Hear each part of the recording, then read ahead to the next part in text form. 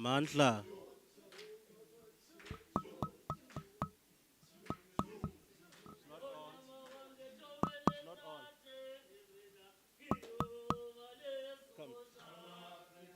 Come here.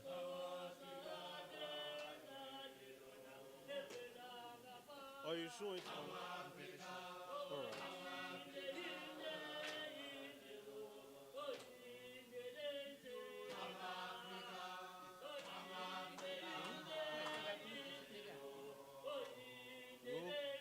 All right. I'm the MC until oh okay. That's fine.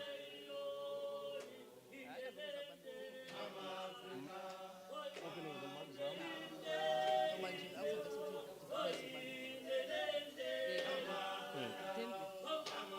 All right. All right. All right. Amandla. Amandla. Comrades.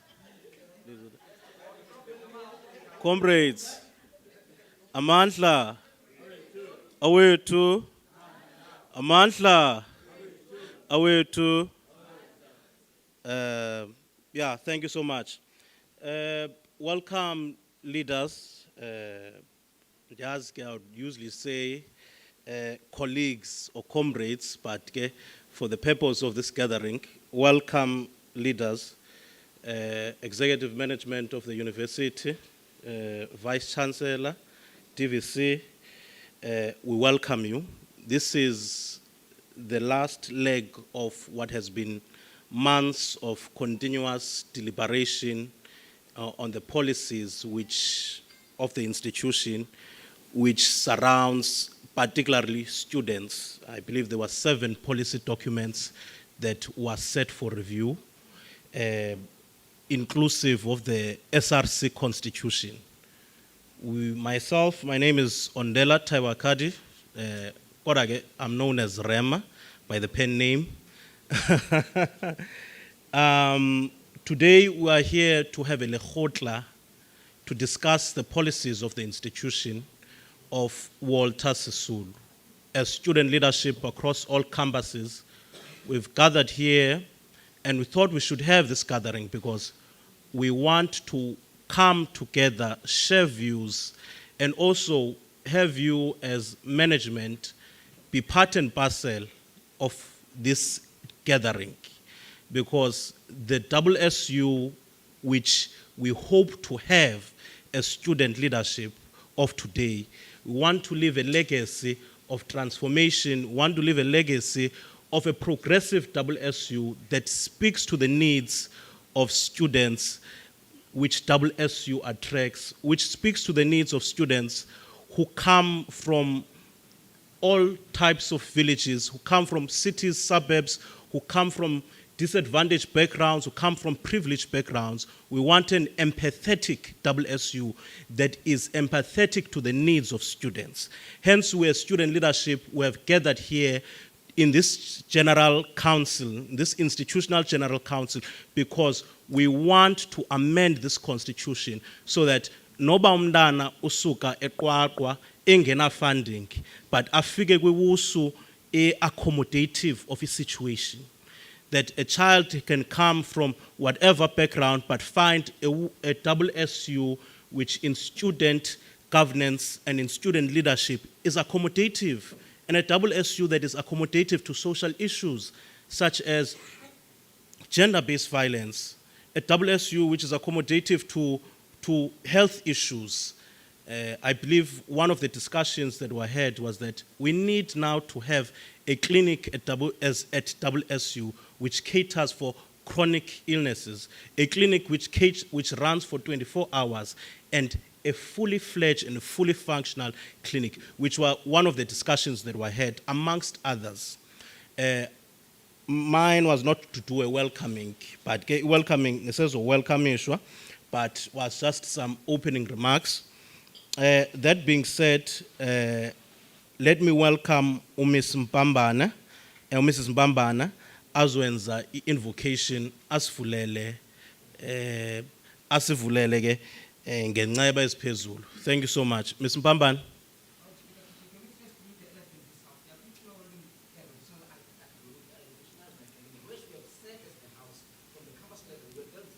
Leadership.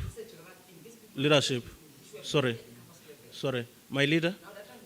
Sorry. My leader. Did you what was the color of your hand? It was just inform the house that we were public that we are moving this. Inform the house. All right. I don't believe I did recognize your leadership. However, that submission is noted. No hands are going to be entertained, leadership, because we've not officially opened the gathering. Mine was to have remarks of opening. Thereafter, we can begin to entertain such. Thank you so much. Ms. Mbambane, can you please take us through the process?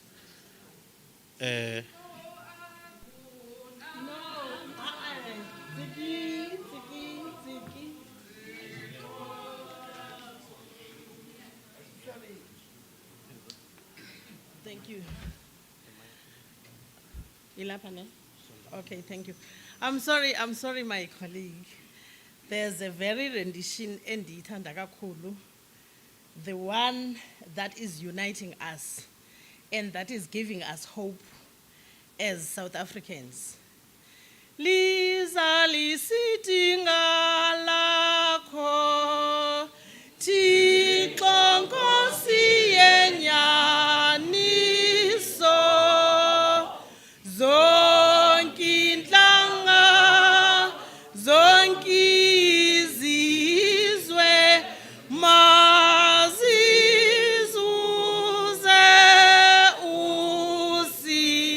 usindiso.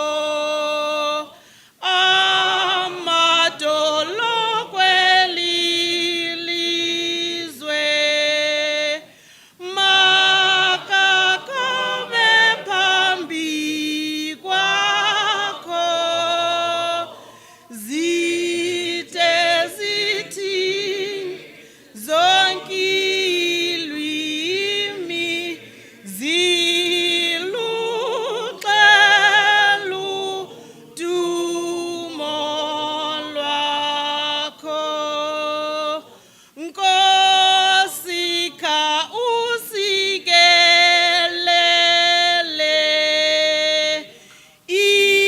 imfundiso zezwi lakho,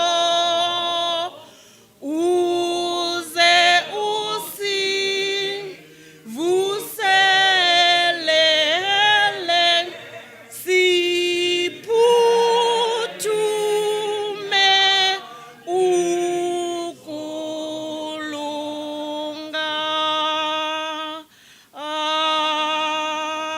Amen. May we please bow our heads in prayer. In the name of God the Father, God the Son, and God the Holy Ghost. Heavenly Father, we invite your holy presence as we start this session, Father God, a 3-day session that is led by the senior management of this institution and the middle management of this institution, as well as the leadership of students of this institution. We invite your holy presence, O Lord. We invite your guidance because we are gathered here with a very august occasion of crafting the guidelines, the rules, the regulations that are regulating the operations and processes of this institution, oh God. And we want all these regulations to be inclusive of all and sundry in this institution. We want these regulations, these rules and regulations to be accommodated and to be welcomed by all in this institution. Let us be guided. Let us allow ourselves to be guided by these rules and to respect these rules and regulations, all the policies, all the SRC constitutions, and all other policies guiding the university that are affecting the lives of students, the development of students.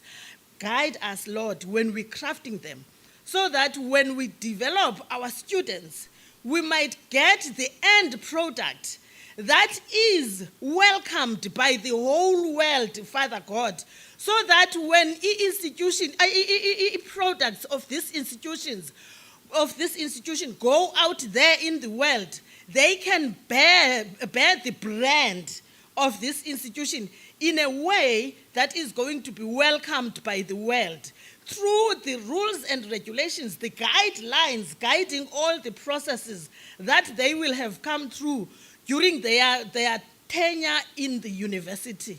We ask you for your guidance to our senior manager, to our executive management. Our Vice Chancellor, dear Lord, is in our midst. We are asking for your holy presence in her life. Let her be guided by you, dear Lord. Let her stumble not, Father God. Let your angels surround her, left, right, at the back, at the front, above and underneath, so that she is surrounded by your grace every time. And even the decisions that are made by her, they will be the decisions that are affected by your Holy Spirit, Father God, and by your grace. And in that way, Father God, this university will be in the light, will be walking in the light of God. And we ask for all this in the mighty name of Jesus Christ of Nazareth. Amen.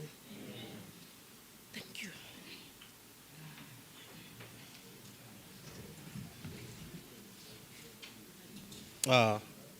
Thank you so much, Ms. Mpambane. Can we please have a round of applause for Mrs. Mpambane? Thank you.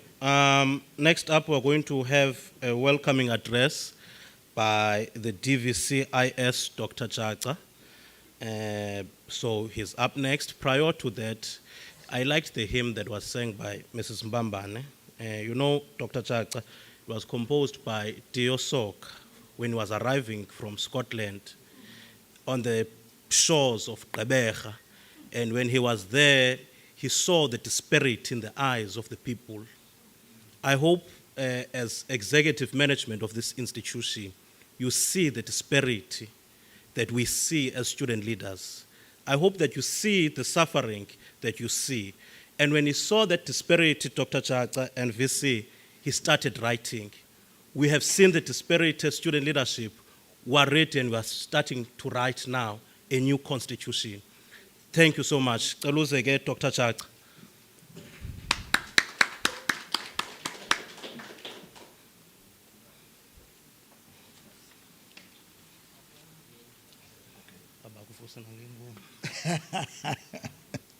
A very good morning, ladies and gentlemen.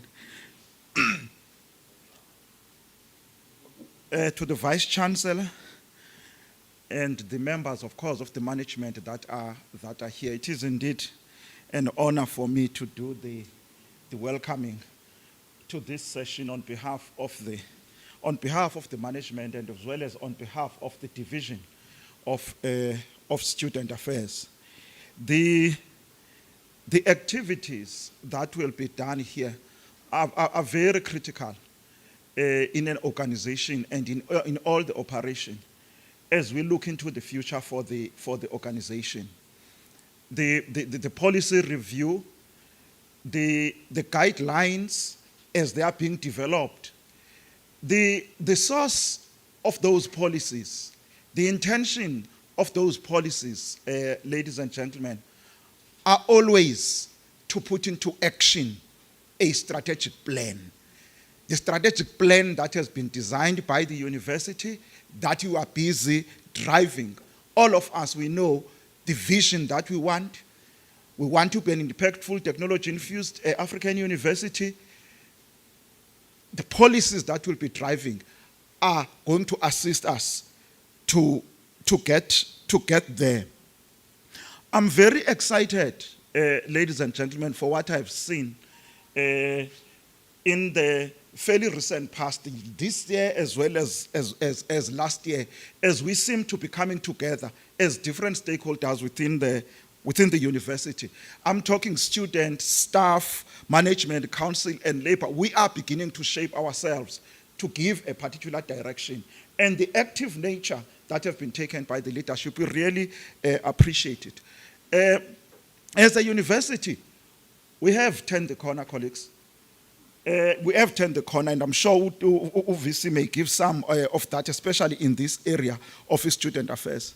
We've got a good preliminary report on institutional audit. We've got good report on financial audit. We've got relatively good report on accreditation, because we are seen to be working together. And this is very, very important, and we really appreciate it. There is a major project that I can just highlight as I about to end my welcoming. Ladies and gentlemen, to take this strategy forward, we had to relook at how the university operates. And we know that there is an engagement at different levels about what we call the rationalization and of faculties and consolidation of campuses. The reason for that is really to strengthen the university so that we can achieve. And we are very excited that in its last meeting, a council gave the management a go-ahead to say you can begin to engage, you can begin to consult around these issues, and with full support, so that at least we can give a direction. Just one example around this one, colleagues. As a university, we have been having 12 faculties that have been spread across all our campuses. And one would say, in terms of being closer to the people, that system was working. But one of the problems was our inability of our system to give equitable support to respond to the student needs. And the feeling was that, why don't we just try and redesign just the faculties along the academic fields like in any other universities? And as a result of that, we have the 7 faculties that are proposed that are moving from the 12. They are just specifically around the fields academically that are there. For example, the Faculty of Engineering, Built Environment and Information Technology, it's a faculty that will be led by a single individual. Faculty of Economic and Financial Sciences, Faculty of Management and Public Administration, Faculty of Law, Humanities and Social Sciences, Faculty of Education, Faculty of Medicine and Health Sciences, and Faculty of Natural Sciences. That one is not that something that just comes from our head, it's just the different fields that are there. And that we feel it will assist us just to respond even to the needs of government. When government comes and says, production of teachers at primary school, we need the university to respond. In our case, we tend to fail to respond because we always are expecting the 3 deans to lead that kinds of response. But now, if you can have one, that will be assisting. That is the thinking. Also in terms of the response of higher education to the National Development Plan, we think as a university, we have done a great job already. But we are just saying, if we can just try and re-look at this in terms of our operation, perhaps it could be better, but it's an engagement that will take place at different levels. Thank you very much. On that note, I do welcome the colleagues that are coming here that are going to assist us as well in the different areas.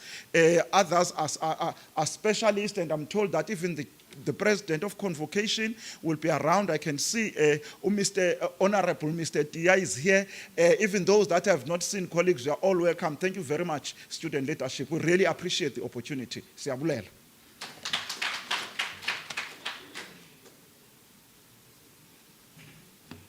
Thank you so much. Can we please give him another round of applause? Student leadership, honorable members, kuthina ngathi nithule kancinci njena akhona elogwitshana.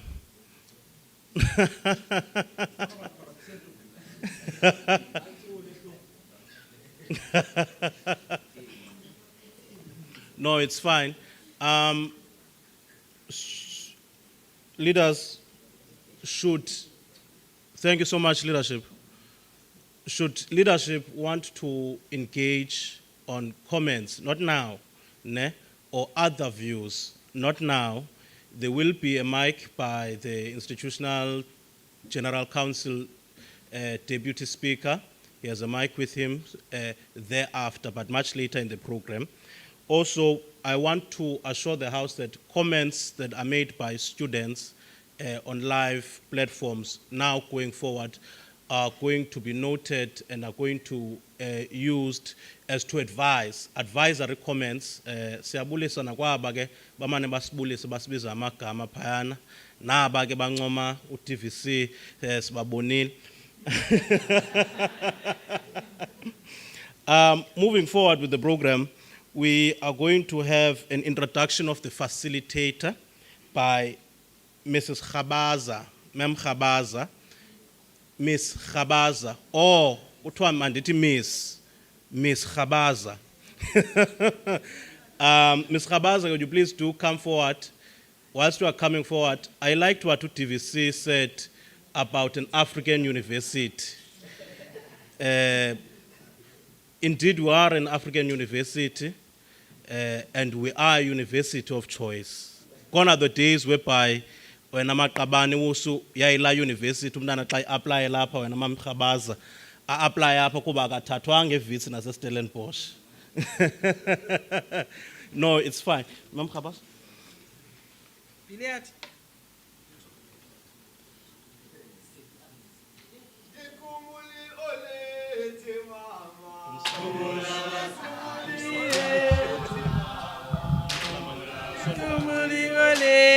Mama, yes, mama, saliva mio,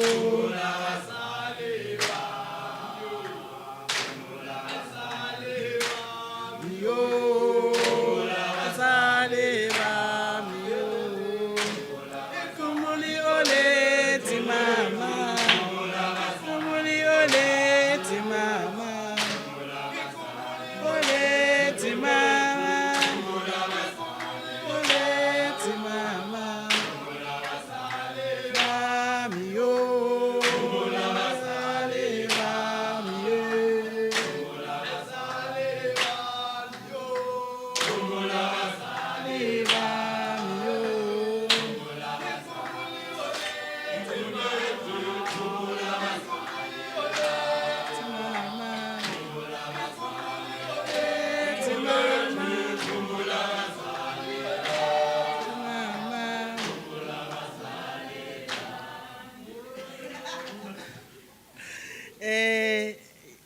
Payimthatha siyazazi izinto ba singapha sihamba ngaseMampondweni. Iyabizwa ingoma eMampondweni. Sendithe nami ndala impondokazi. DVC yo VC yazi nje. DVC no malumthi wakho waseMount Frere uyeke.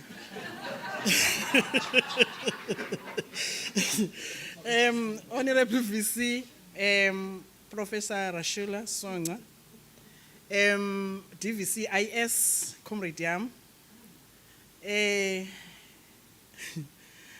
ED Student Affairs, Me Muhaso, Advocate Tia, Mamungamlan, my colleagues, and we are all colleagues here. Uchilo will speak. Good morning, everyone. Ndingumntu othanda uthetha. Ngoku ndithunywe into ndifuna udlula kwenye indawo. I am happy that VC you are here. What I was going to comment about was the student success.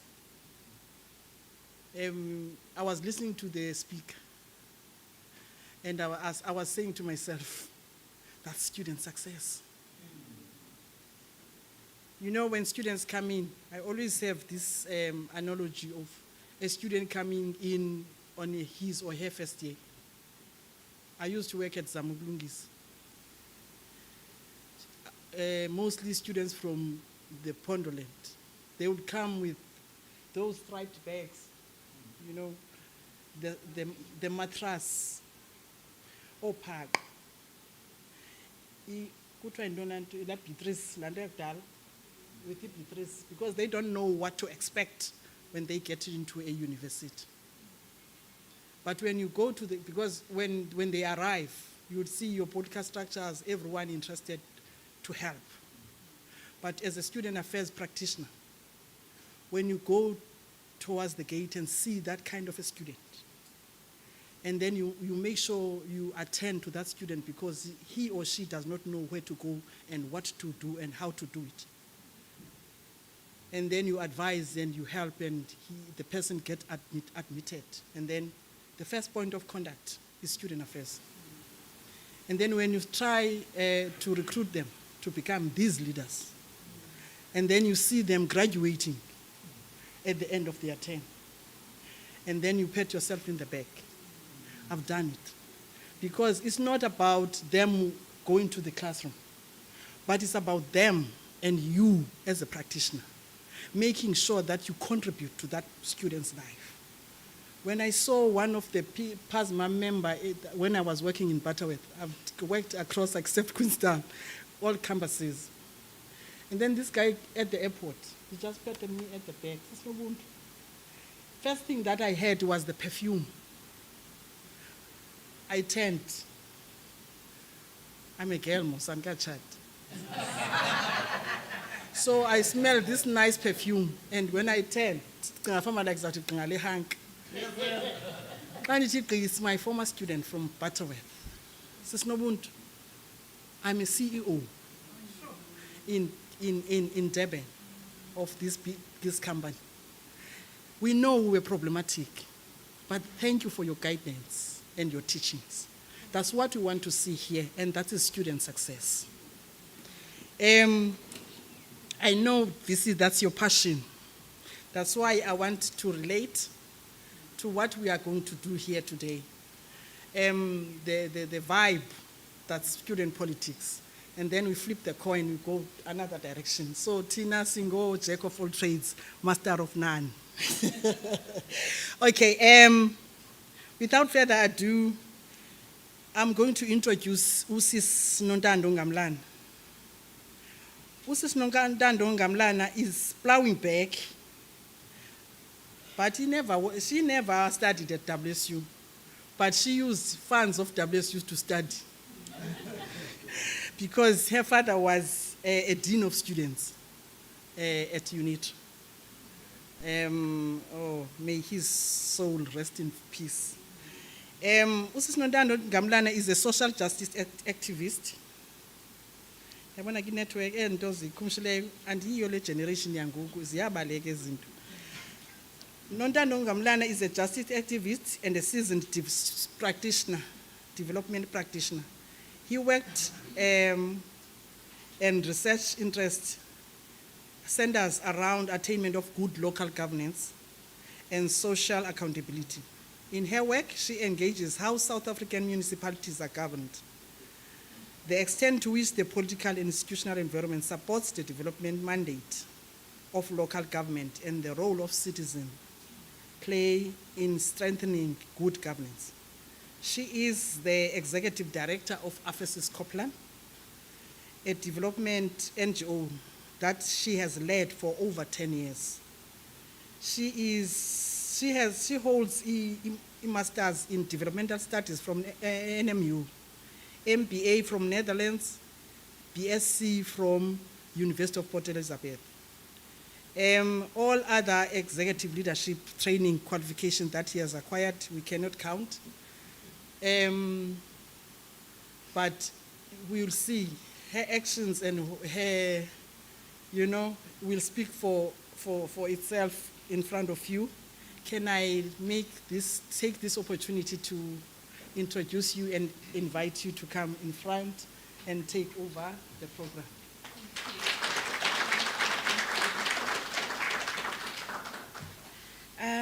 Thank you, Sis Nobuntu, and good morning.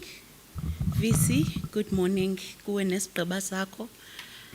I'll just say the protocol has been established somewhat, and allow me to observe it. As you've just heard, I am no stranger to WUSU. I see myself as part of the extended family. There was a point in time where I was an integral part of the family. And I have, over the years, engaged with Walter Sisulu in various ways. I have now, in my travels, bumped into abantwana who I've met Walter Sisulu at the time when I was here. I mean, I've facilitated a whole lot of things over the years and have just felt so heartwarm when I see the growth and where they're going. But also I'm an employer as well in the Eastern Cape. And so we look to Walter Sisulu to produce for us credible young professionals who hit the job market, perform at a particular level, are skilled in particular ways, so that we can retain our own and we don't have to recruit from the Verts and the Stellenbosches and all of the other A-listers that in the past we've looked to. So I have been invited to facilitate the program, and so mine is really just to hold the space. And so I walk in here just to hold the space and to hold the conversation that we're going to have. And obviously the conversation is between us and amongst us. And I'm just also very excited to be in the room at this time when we're talking about aligning our policies such that they fit for purpose and that they contribute to the strategic and transformational journey of the university. I mean, to be in the room at a moment like this for a child who sees herself as a product, Yasewusu, in one way or another, it's a really proud moment. So I'm honored, really, really honored to be here. So I have been briefed, properly briefed. I understand what the objectives of the session are. We are going to talk about safety and what that looks like in this space, because we do view this as a safe space for us to have robust discussions and but to have those robust discussions, disagree where we need to disagree, but to do so in a respectful manner. And so we're not going to muzzle anyone in this space. We're all going to contribute. We're all going to be heard. We're all going to be seen. We're all going to be held. However, we're going to do that in a very, very respectful manner. I think when we walk out of here, we want to walk out of here all feeling like it was worth it to be in this room, and that we've attained that which we seek to achieve.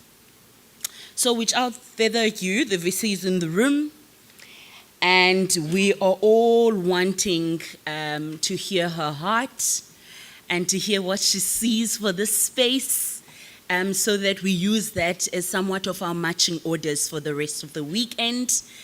So VC, with all due respect, please allow me to invite you up to the podium. Shall we give her a round of applause, please, and even stand? Let's receive our VC.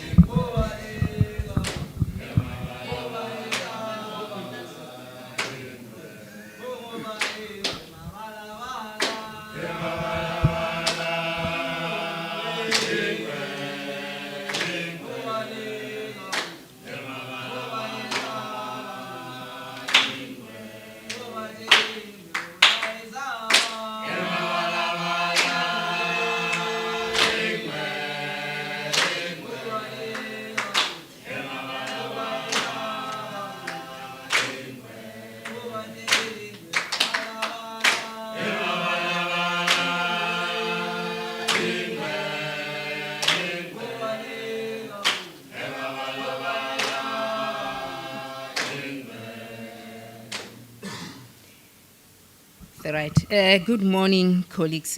Dumelang, good morning, Mulwen.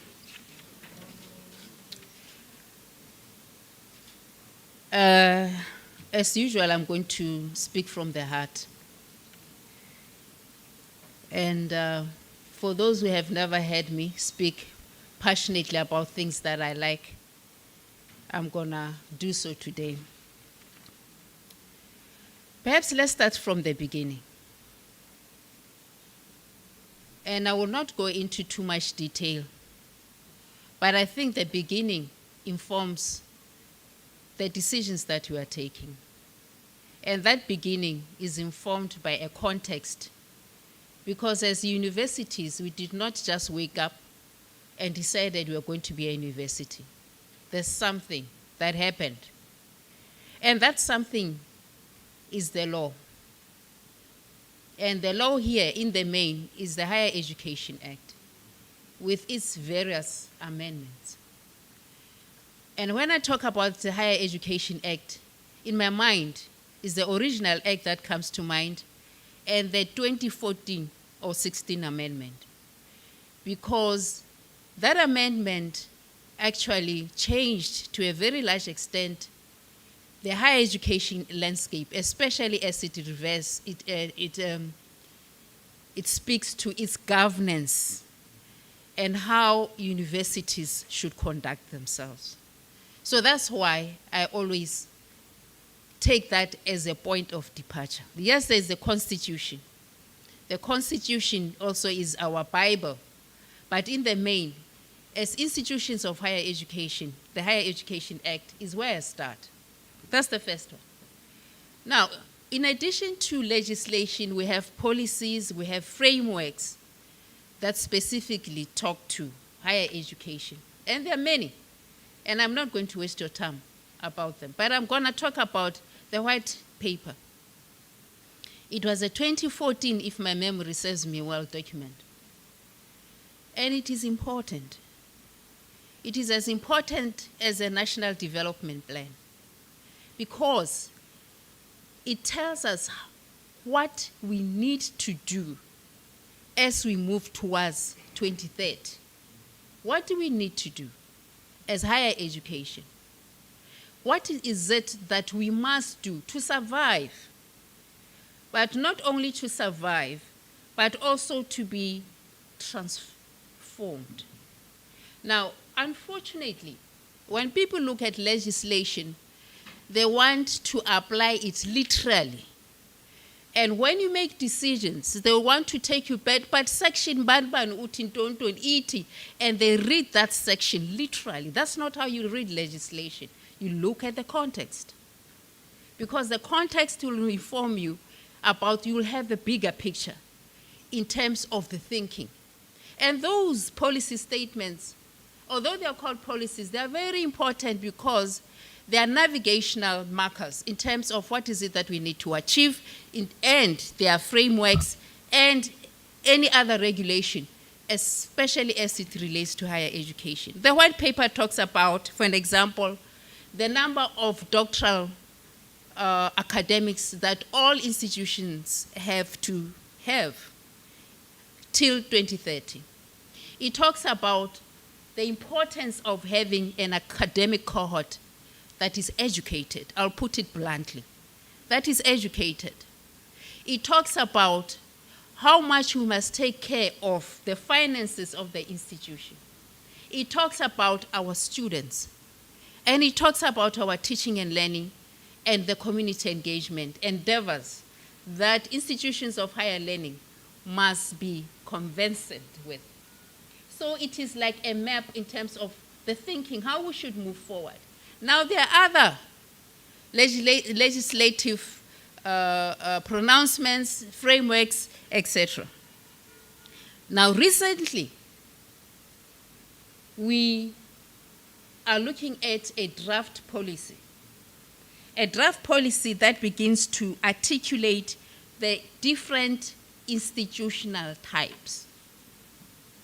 That document is a change game.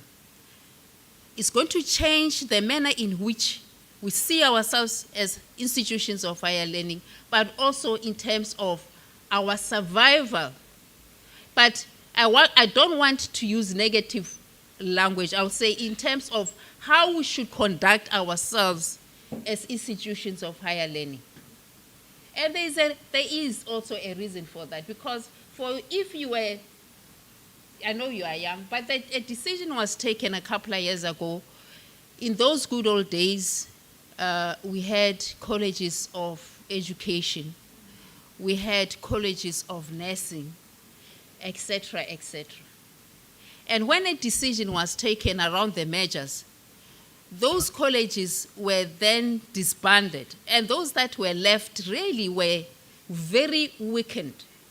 It is very rare that you'd see someone who would ordinarily want to go to any college now. They'll rather go to university colleges. Those are technicals that became universities, like your DUT, for an example. So now, here is the new game changer. And there are different reasons why there's this game changer. One, and the obvious one, is because of fiscal considerations. The second one, they're trying to have an integrated approach between the different colleges, different institutions, etc.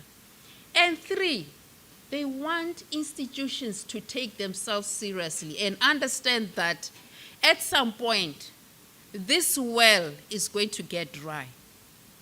And for the well not to get dry, you need to find ways to sustain yourself so that you sustain and you succeed in whatever it is that you are doing.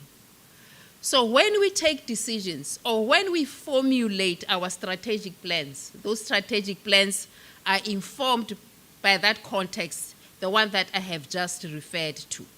So even our strategic plans or our visions, in as much as they are ours, they do not work or operate in isolation. They are linked to the national context and to a very large extent to the regional context and to the international context again. But another thing that we need to bear in mind is the funding model. There has been talk since 10 years ago that the funding model is going to change. And over the years, the funding model did change. Because when some of us started becoming academics 30 years ago, the funding model was different. In those days, there was no emphasis really on, your productivity as a researcher and why a university has to excel in research. You did it because as an academic, if you want to be respected, you have to go to school, you have to do your research, you have to do everything properly. But over the years, the funding model changed to what it is today, and I know that there are also conversations about changing it further. Now, what is important is that whatever changes that might come through via that funding model, we must not be affected negatively by it.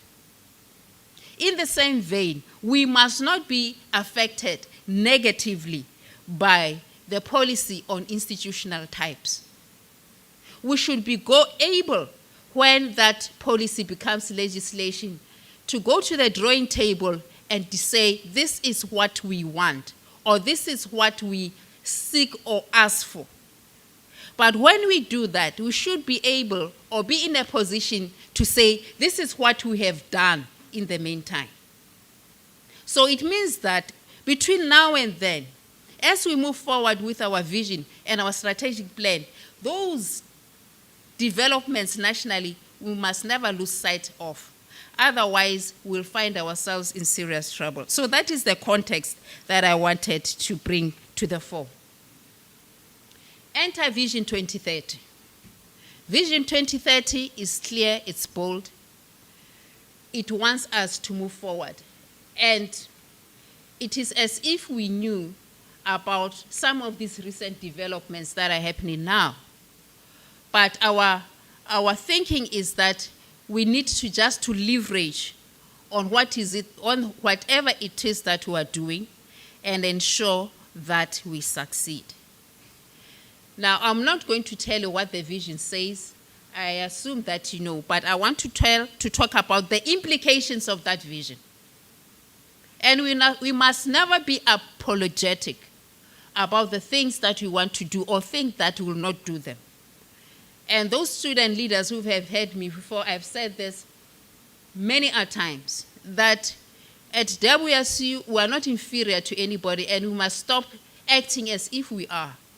We must be assertive, but assertive in ways that propel us forward, not backward. What does the vision say? The vision is clear: an African university, an impactful one, technology infused, and we are pursuing excellence. Now, all those words in that vision force us to do something. Cannot be business and as usual. We cannot be impactful and think that we will not go to school as academics, will not be impactful and not want to go to class as students, will not be impactful if we do not produce research outputs, or for that matter, even organize conferences or attend conferences as students or as academics. So it forces us to propel forward the academic project. That's the first thing. It says we are technology infused. It doesn't mean that we are saying we want to go online 100%. That's not how we're legislated. We're a contact university. But we must adopt a blended mode of business. And we have a policy that speaks to that. We can blend, meaning that we can have face-to-face all the way. But, for an example, when it comes to tutoring, we can have online e-tutors. When it comes to conducting our research, we do that online. That's why we took a policy decision that our students must be given gadgets, and they must have gadgets. Whether you buy it from WSU or not, it doesn't matter. At the end of the day, you must have a laptop. So that is why, that is also living that vision of being a technology-infused African university. We said also we want to be, we're an African university, and we're from the Eastern Cape, we all know that. But then how do we leverage on being an African university? Now, some of the things that we want to do will not be clear now because we're starting with the basics. And the basics are, how do we become wine, have wine identity? How do we manage ourselves and our business in such a way that we sustain ourselves and we succeed? Hence the 7 faculties, hence the rationalization and consolidation project that we are currently undertaking. Now, when we go knocking on doors, asking for leadership, what's going on?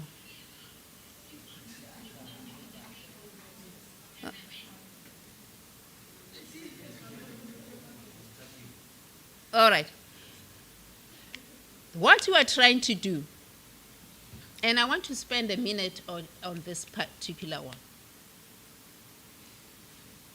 This measure started 20 years ago when some of us were junior lecturers, I think, or had just left UNITRA, because we started at UNITRA as junior lecturers. And then we left. Now, a measure came not only at UNITRA, in all universities. We went through measures, and they succeeded. Others did not succeed, and as such, they're still merging, wanting to re-merge, but at least they did it. We didn't. Now we're stuck. Now we have programs that are duplicated, and you have heard the story. I don't want to go there. Why we need to do this. Now, one of the things that came out of the DHET audit that they took of all our programs was that when they saw our, what do they call that thing? The handbooks. When they saw our handbooks, they said to themselves, how do even these students understand this thing? They're so confused. Well, you have programs that are similar, but when you look at them, they're really not similar. They are duplicated. They have different codes. And they have different, but you won't see that on that document. But if you go online, they have different SAQA IDs.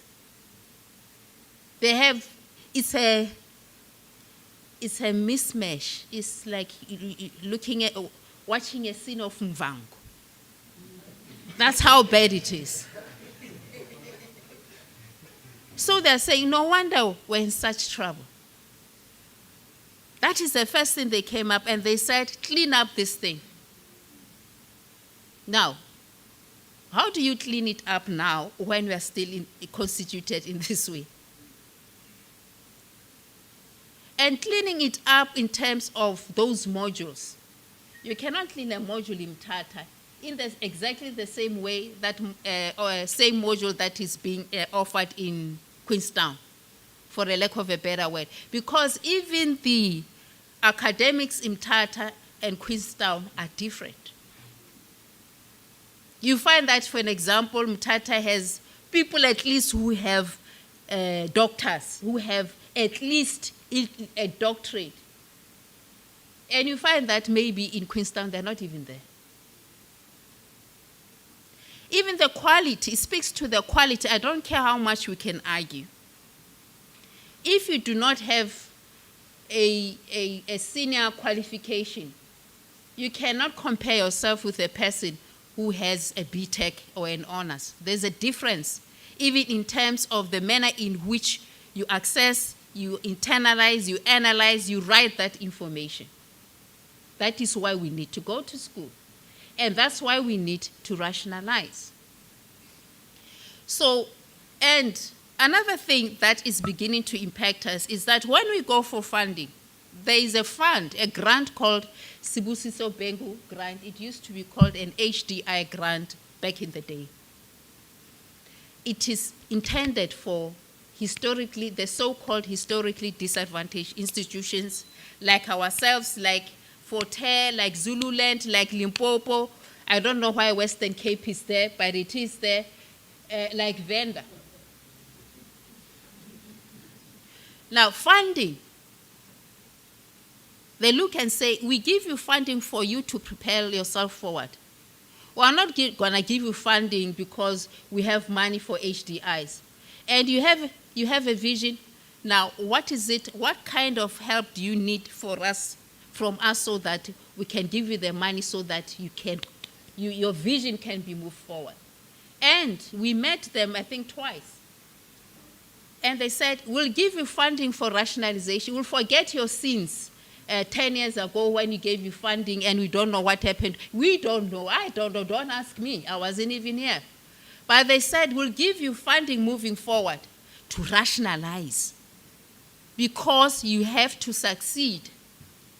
So that is why I was so worried when this whole thing was put on hold, because I'm thinking in my head, there goes the funding. Because they're not going to wait for us to decide whether we want to move ahead or not. Unfortunately, we're moving ahead. So I'm saying that if we're not careful, those are the implications that we'll be faced with. Institutional types. In simple terms, they simply mean that you have to apply. They have 3 of them. I'll concern myself with 2. The university, college, and the university. Now, they are saying, for you to be one of them, you have to apply. I hereby apply. And then looking at your application, and obviously I want to believe they will come and look at your infrastructure and then they'll say to you, we give you 5 years to strengthen yourself and to move to the next level. But here are the guidelines, and then they've provided the guidelines. Now, some people read those guidelines incorrectly. They simply mean, for an example, if you take education to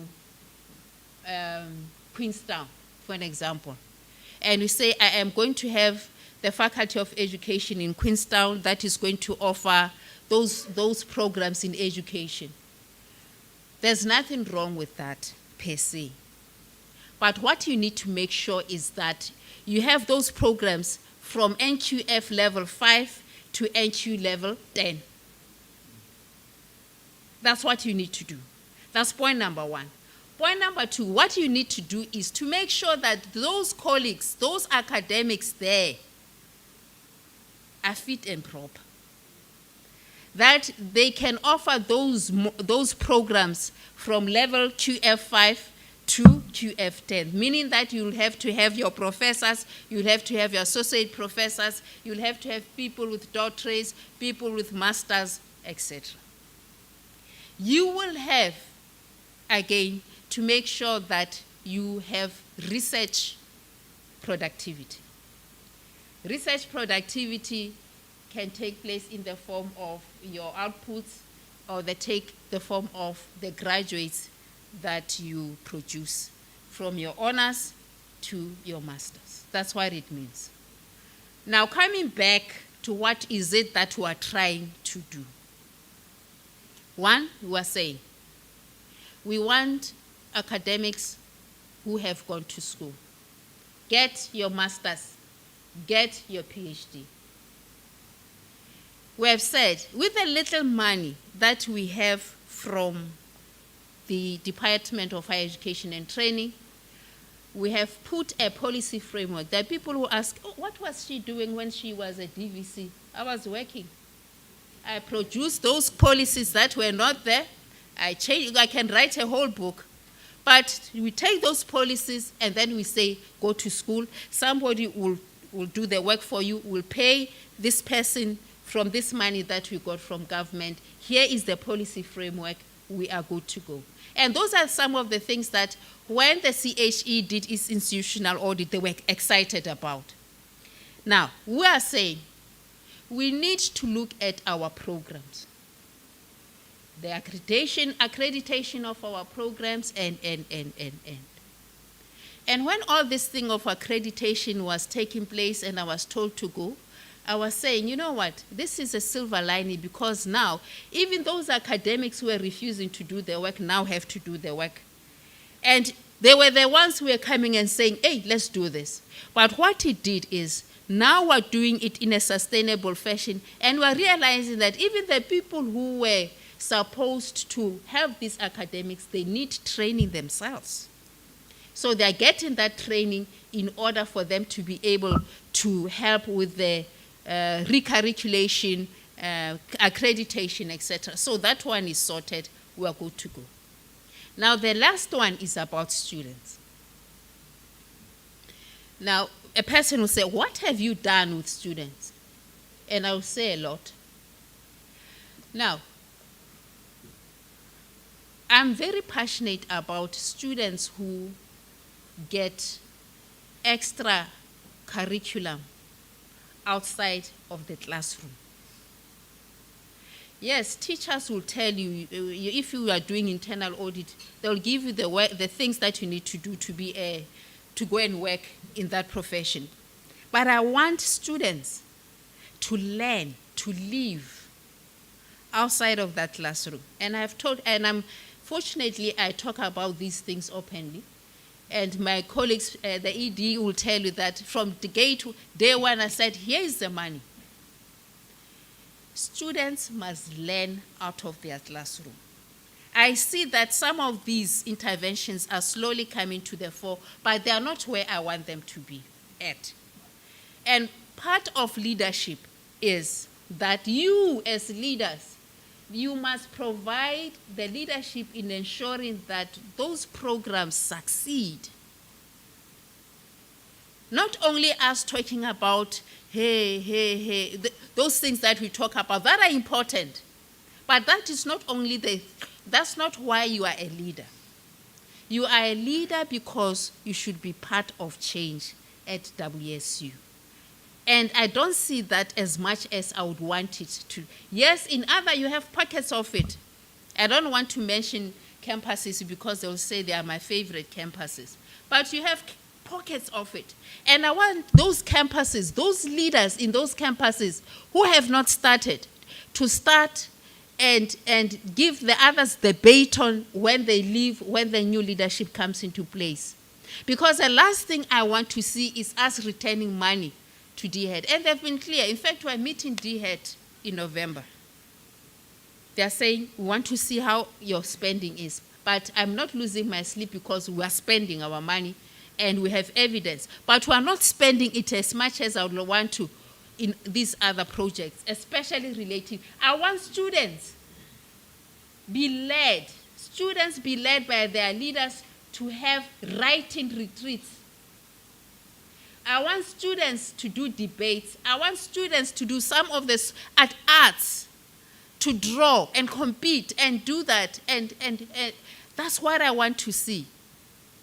That's what leadership. I want students to get, those who don't have passports, to go and get passports, and they should be thrown in Botswana, in Swaziland, in Lesotho, to see how those leaders function in those universities. Not we are always as if we are fighting with money. I don't want fights. I want to sit with leaders and we say, how best can we move this project forward? That's what I want to see. I'm not here to fight with students. I'm here to make you better.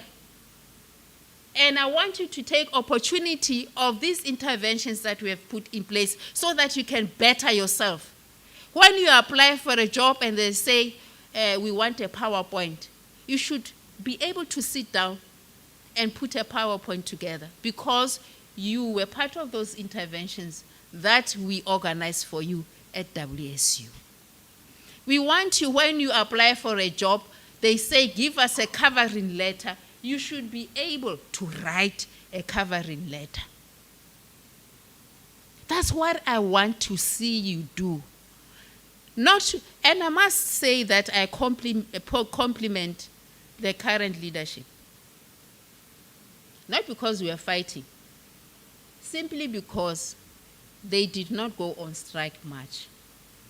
The only time they were on strike, and I'm talking across the board, not campuses, was when they said we want the accreditation debacle to be resolved. And they didn't ban, they didn't do anything, they sat and did not move. I'm not saying that you should do that all the time. But I'm saying that you brought a level of maturity that needs to be commended. Now, moving forward, I want us to talk more. And I don't want excuses, VC, but you don't see, all of you have my phone number. You call me when you want me, I'm there. Even when you say, come, let's meet in Butterworth, let's meet in Mthatha, and if I'm in East London, I go. If I'm in Mthatha, somebody wants to see me in East London, I go. I meet. Why? Because I want us to work together so that when you get out of this institution, nobody should take you for granted. When you get out of this institution, you should hold your head high. And they say WSU, and you say, yes, so what? And you say, so what? Because you know that you are ready for the outside world. That is my vision for this institution. Now, as I close, there are things that we are doing. There are interventions that we have for students. I have talked about those. But there are also interventions that are intended for staff, academics at WSU, and for postgraduate students. I know that we have issues with the postgraduate unit. We have a new director there who doesn't sleep, trying to get that unit in order. I'm aware. I'm very close to the situation. And I promise you, we are going to clean that unit and it's going to function effectively. As we try to turn it around, I would like, moving forward, for us to have workshops for postgraduate students starting from your honors.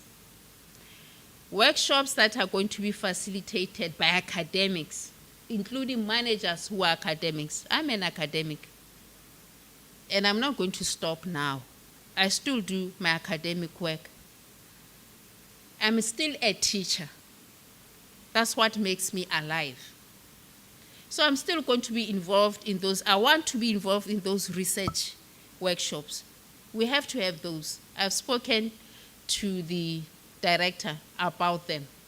And while I said, there's a group, a team that is going to help. We work as a team here, a team that is going to help her to move that forward. And I'm mentioning it because next year we're going to host an international conference.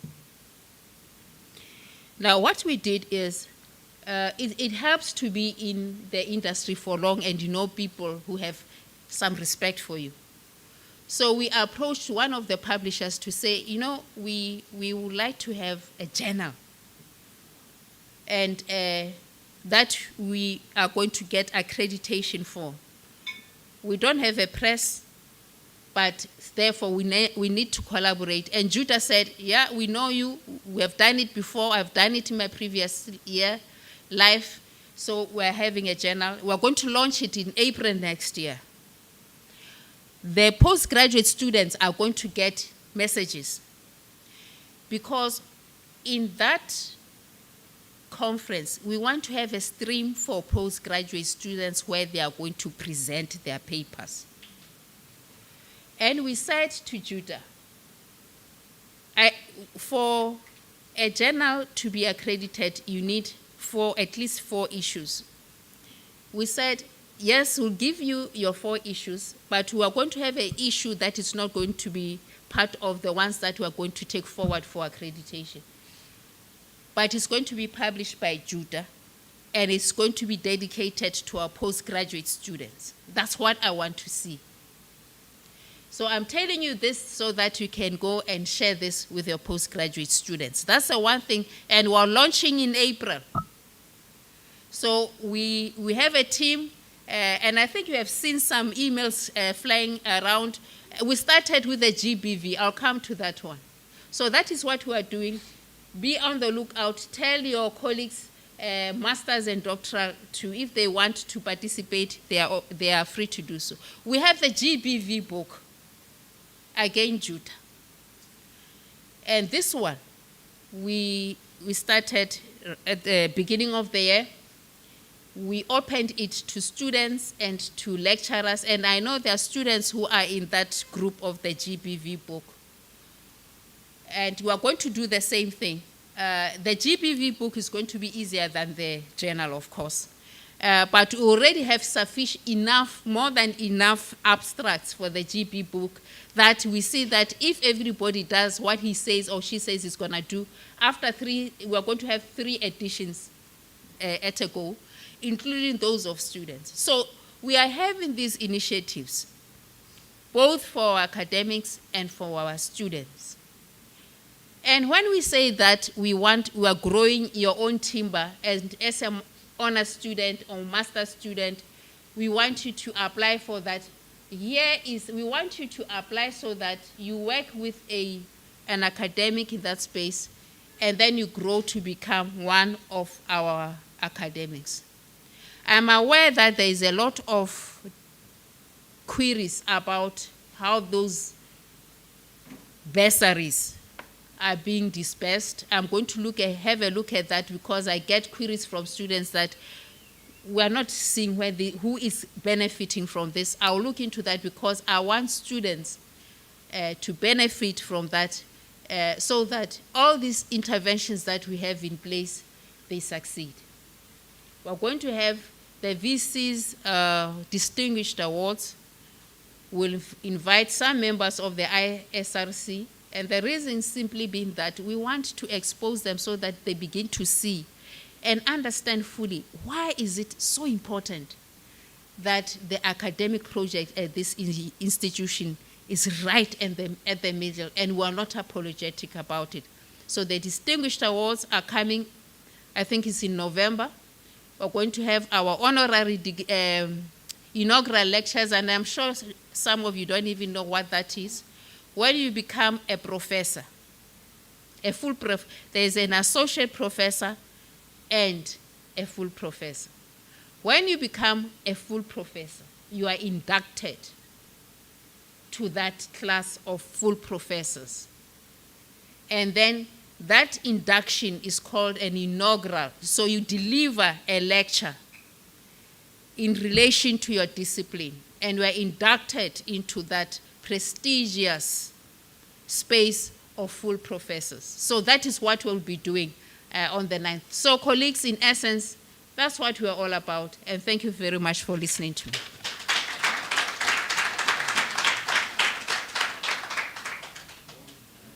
Oh my goodness.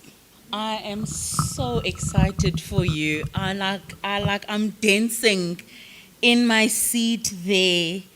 The vision is large, but the vision is exciting. You know, Frantz Fanon says something along the lines of every generation has for itself its vision to pursue, and it's up to them to either pursue it or betray it. And I think we, that generation that has this very august vision, right? And it is up to us to fulfill it or to betray it. And I'm so hopeful that we are going to fulfill it. But this is really, really exciting stuff. And so I'm going to open the floor now for comments on the message that Uvisi has just shared with us. I almost said principal, ne? Because back in the days, we referred to Uvisi as a principal. And so I always must say, like, Uvisi, new terminology, get with the program. All right, so comments, I'll take hands if there's any. If there's anything that we don't understand, we need clarity on. I see the first hand. I'm happy to take about 3 or 4 hands. Second, so 1, 2, 3, 4. Jeez, you guys, all right. All right, let's start. 1, 2, 3, 4 in the checkered shirt. Let's take those 4 for now. Then I'm going to come back to this round. You'd be 1, 2, 3 in the next round. Where's that roving mic?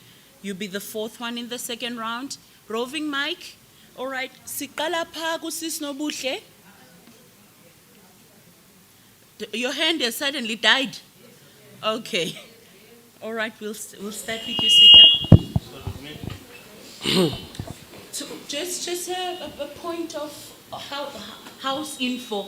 Are we taking hands from our colleagues online? Are they part of this conversation? They're not, they just observers. You're okay. Okay. You. All right. Okay. All right, so our colleagues on the online platform, if you have a question that you would like to influence the questions we are asking, I'm advised that you must write a Q, capital Q, and then state your question, type your question. We have people who will read and share it with us. And if it's a commentary, I'm advised that you type a capital C for commentary. All right, and may I please ask, and I'm aware we're recording this, but please, I'm going to ask that we mute our devices, right? So that they're not disturbing us. All right, so we'll take your hand. Okay, thank you so much, Facilitator. Mine's are just comments on the VC's presentation. Firstly, the part about rationalization was very vague. I would have liked at least it to be more in depth. No? All right, moving forward. Firstly, let me just preamble to Madam VC. The document that will be compiled here, Madam VC, you will see it again at council. So this is a document of the students, by the students, documentation. It is through various consultations that we've come here and gathered to formulate a document that speaks to the needs of students. So you said in your remarks that what we want and what we have done. What we have done, we have consulted students, which are the majority stakeholders of this institution. We have come back with what they want. Now, when you see this document again, when you see the document going into council and other statutory bodies of the institution, it's a document that should not be undermined, masingacingelwa singabafundi. You should not think for us as students, but allow us as students and student leadership to think for ourselves and not put the unnecessary what if or what for. All right, moving forward, you mentioned Vision 2030, which is said that Walter Sisulu is an impactful, technologically infused African university. That word impactful, Madam Vice Chancellor, and African, you first have to understand that when you put African in a sentence, you speak of people who have been through the most continentally and everywhere through Africa. We are not like the Americas or Europe or even Asia. We've been through a lot. We have a history of pain. We have a history of suffering. We are still disadvantaged, though the quote is now previously still disadvantaged. So when you put it in the vision of an institution that it is an African university, you must then understand the needs of the African children. That I would like to align with this. Firstly, where you talked of the postgraduate unit. Now, in the context of SSU, postgraduate students start from advanced diploma all the way to PhD. Currently, in this very same African university, quotation marks, you have students from postgraduates, advanced diploma all the way to PhD who are not funded due to issues, and even NSFAS does not fund postgraduates.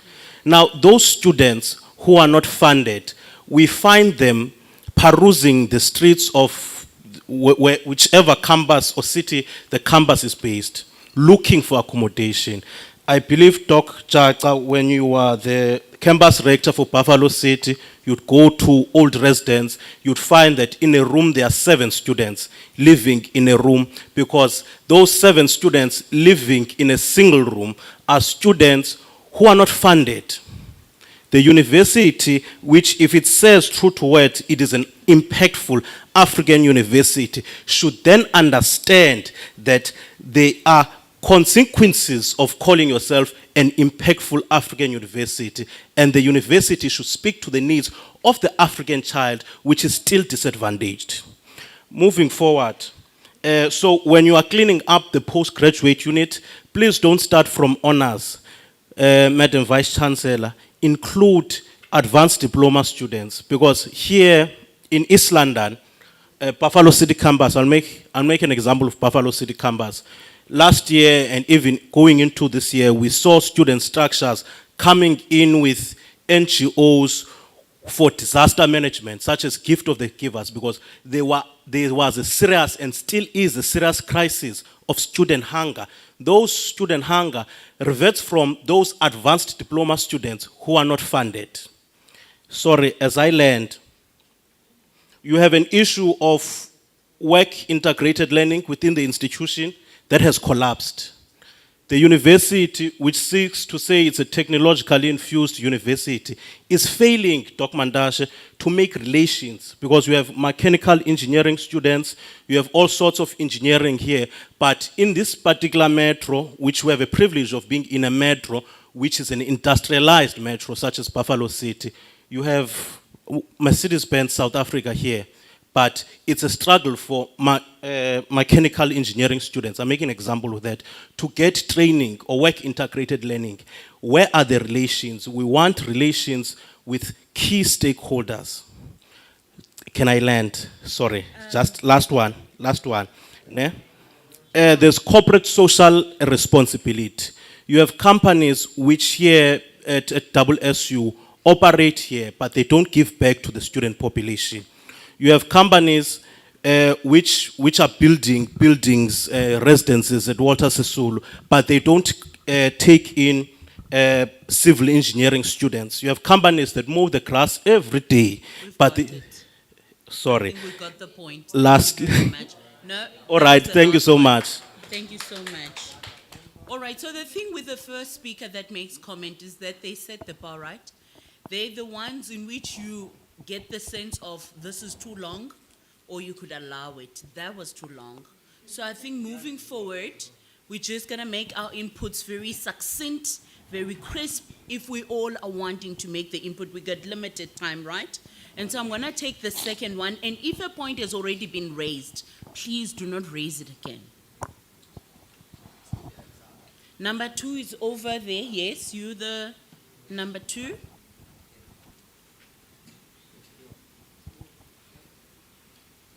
Thank you, Facilitator. Only have questions, 2. Okay. Just want to check, I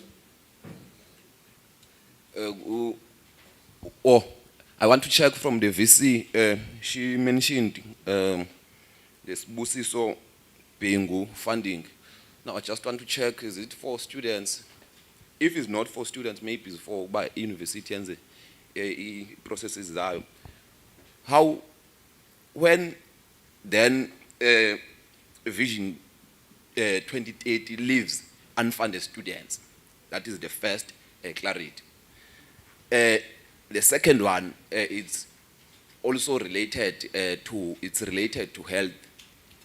I just want to check again. I will make a reference with Mtata. Where does Vision 2030 leaves the issue of an ambulance, of an on-campus ambulance in Mtata, particularly in Mtata, because that's where that I know the ambulance is not there, but each and every day students get sick. Each and every day. The issue of an in-sourced ambulance, it must be compulsory, just like cleaning company. Thank you Okay. very much. We got it. Yes, thank you, honorable members. I just want to make a comment because here we are referring to the part whereby if you are able to see Madam VC that you are not attending classes for various reasons, it means it tells you that is either I'm attending a study center or in my room. Have you checked the residence that you are living in? Do you think it would be able for me to be able to study and pass in those kind of situations that we are facing in residencies? Secondly, even the Wi-Fi that we have to use is not okay itself. You cannot connect, it keeps on connecting, disconnecting. Now, do you think this dedicated vision are we able to achieve it when we're focusing? Because here, apparently, there are certain students that we are taking account. We are from the students of funded. What about the non-funded students who are faced to the same situation with someone who's funded, who's having a laptop, having a phone, but are not having none of those? Do you think I'm able to pass tomorrow? It means I'll never have a funding. So it means Vision 30 ujongile let's move ngayo ayihambisani sisonke ithatha abantu abathile it means mna nditshonela ngabe 9 is fast mantshone next day ngalanyaka nakulanyaka up until ndiphume ngaloo ndlela ndiphume ngayo. Secondly, I think when abantu abafeyila wena an institution, it's not yourself, not the students, it's the staff members. A student siyakwazi ke noba ngikhe ndafeyila nda-exclude, but there are no consequences for staff members. You have a lecture enabantwana abayi-30 eklasini kupase 10 20 fail. Imeans ngubani orongo? Si-students noma ngu-lecturer, but there's no consequence. Akho nto izokwenzeka afterwards. Tisha zoqhubeka arhole imali yakhe nge-15 abe right. Ndiyabulela kakhulu. Thank you. Kakhulu. Then the gentleman in a checkered shirt. No, thank you. You're the last one on this round, and we're going to allow VC to respond to these comments. Thank you very much.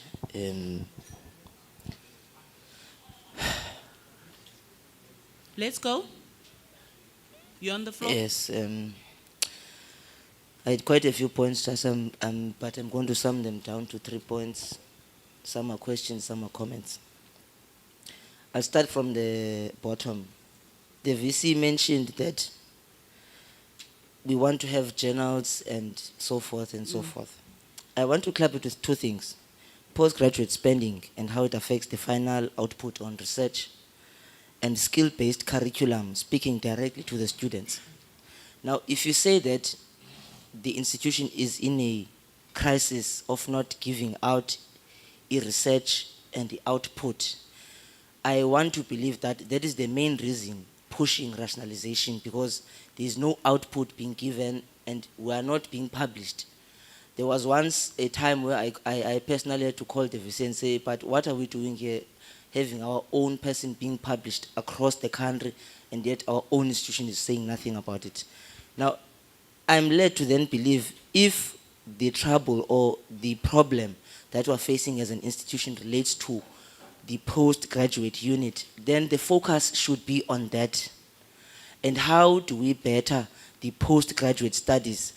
And not try to say then we are looking at reverting the entire institution, whereas we've got a problem with a particular unit, from what I've gathered from the Vice Chancellor. The second point I want to make, the VC touched sustainability, sponsorship, and the NQF across WSU. Now, I want to also club that with financial spending on students' development. We cannot develop students when the policies of the institution do not allow us to do so. Budget constraints are the most critical issue that we need to give a focal look on, because there is a misperception, particularly by management, to say that when we want to get budget increases, we've got, I remember a speaker who once said in the induction, we want to throw a mother of all bashes. Development towards students is not only in saying we want to socialize. We're an African institution. There is a lot that we can do. However, we cannot serve our constituency when we've got limited resource. So the VC should look into that to say that the budget of the SRC must not be constrained with saying that it has got to commit on so many levels that we cannot serve our own students, because it then gives an impression that we are not financially equipped. The last question I wanted, or a comment rather, to pass by is governance. And the VC also touched on context. The governance model in WSU is one that is being interfered, and it has led to some of or rather, it is the result of some of the issues that we've had to deal with in certain ways that have led to us being here. In terms of governance and the context of WSU, we cannot, as maybe the governing structures across and even institutionally management-wise, there has to be a certain level of accountability. Because people do as they please, and when I quote maybe management words, they usually say, we are running a spaza institution. We don't want that as well. However, how are we going to transform that if no one is going to be able to account? And that's not going to start only on a managerial level, but with us students, within us. Because I'll make a typical example as I land and sit down. You've got a political formation on campus that is going to cause a disruption. The VC is going to come and say, but why is the campus closed? The first person that they are going to come to and ask a question is the SRC. The SRC is not in charge of closing the campus at that particular time because they are not aware. It's a political ground on its own. But then, how do we then address the issue of accountability within the two stakeholders? Thank you. All right. Thank you very much. VC, we're now handing over to you to respond to some of these. And as you come up, shall we provide you with a mic where you're sitting, or do you want to come up here? All right. Okay.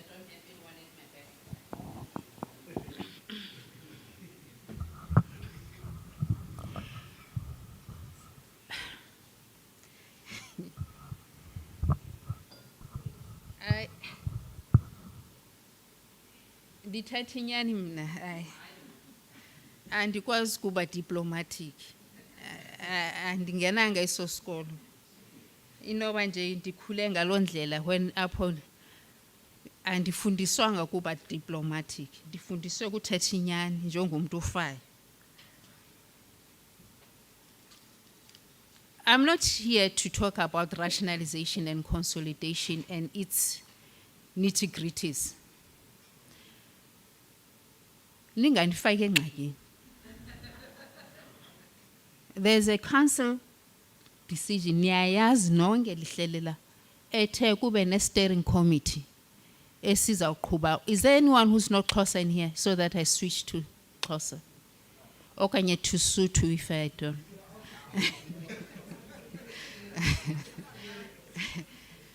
That is clear. So we're not here to try to, we're not engaging. It's not a, no. So that's why in the better Gapezu. I've answered that question.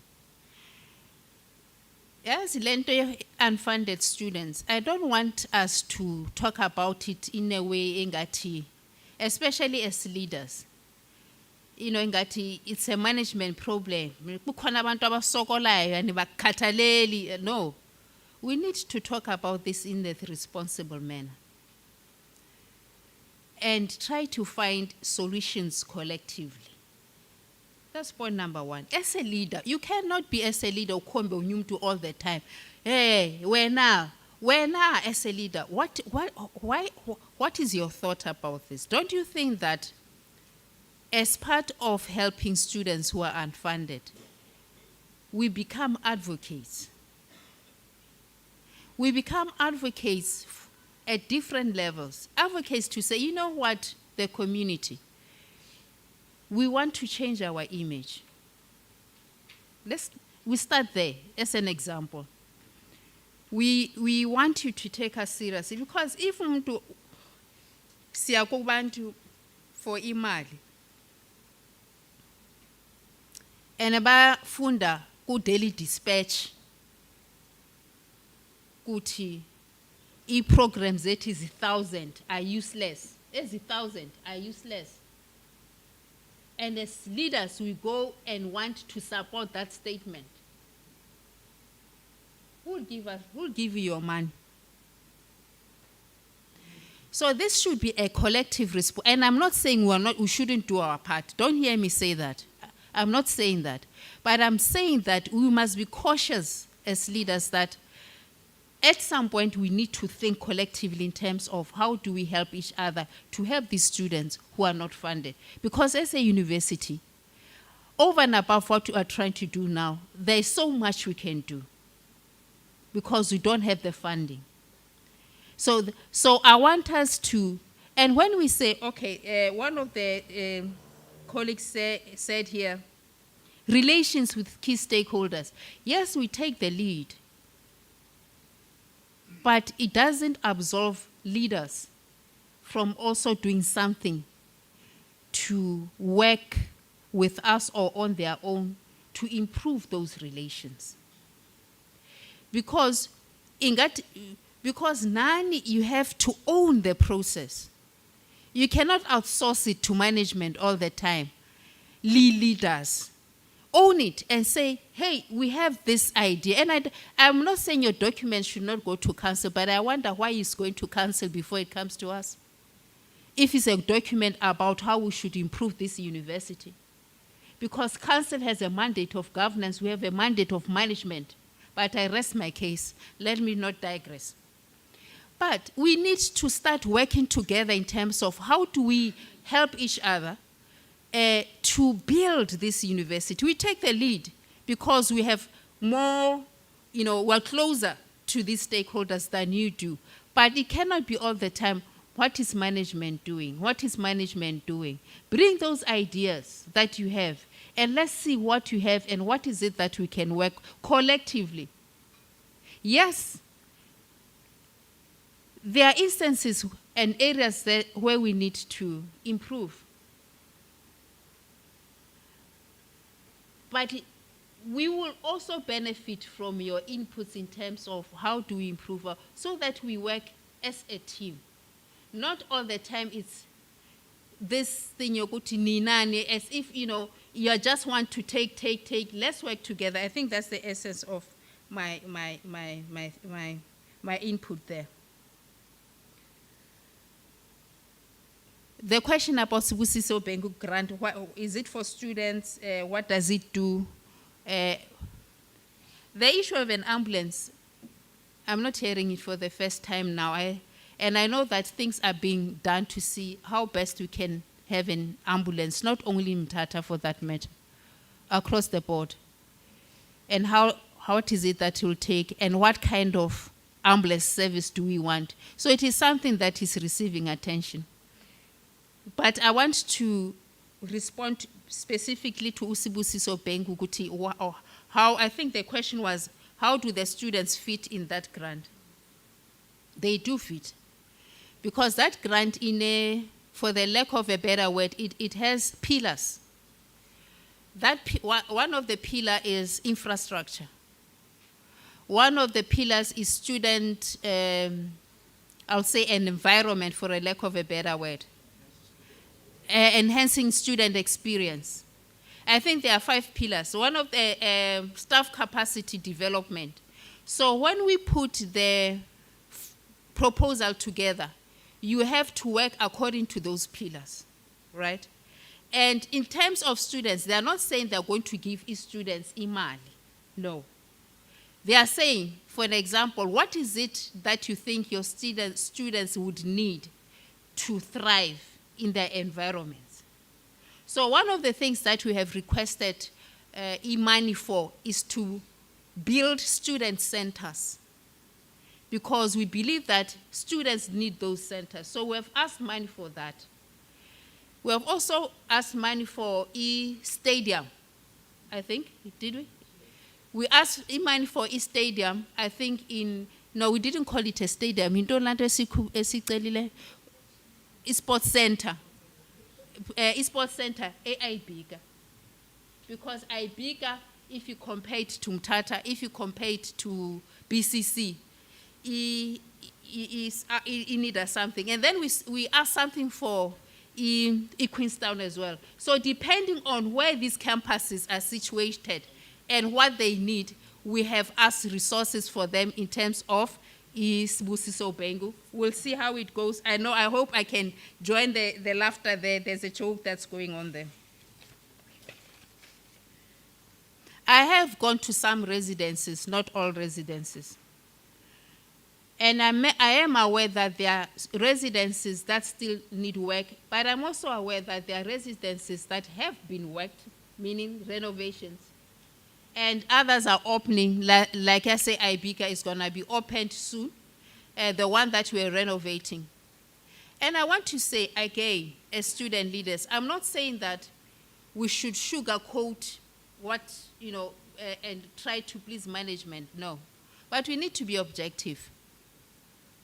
If you come and you complain about residences, I think it's only fair as a leader to say, okay, siyabona ni renovate ezi 5. Nale, ay siyabonga. But siyanibuza ukuthi ezi 1, 2, 3, 4, 5 niza nini kuzo? And then we'll tell you, no, this is how we've prioritized them. In the same vein, as a leader, you can say, hey, sibonile le Wi-Fi nifake kwezi ndawo, but hey, le iphulo ayisebenzi kahle, slow. But I know Iphulo is not slow because we used that company Huawei and it's faster. But that kind of engagement buildayo. We are cautious, or there's a level of consciousness and objectivity as leadership to say these are the things that have been done, because you get used to a certain narrative. Is that potential funders? Because your inclination is to see shortcomings and everything that is wrong. You'll be saying, then how are they going to give us money? But if you go out and in and you say, hey, these are the things that have happened, thank you, but when are these ones going to happen? And then we begin to build each other that way. Not all the time is this thing, that you were in a very toxic marriage. One of the partners always sees wrong things about this marriage, nothing nice about it. It can't be.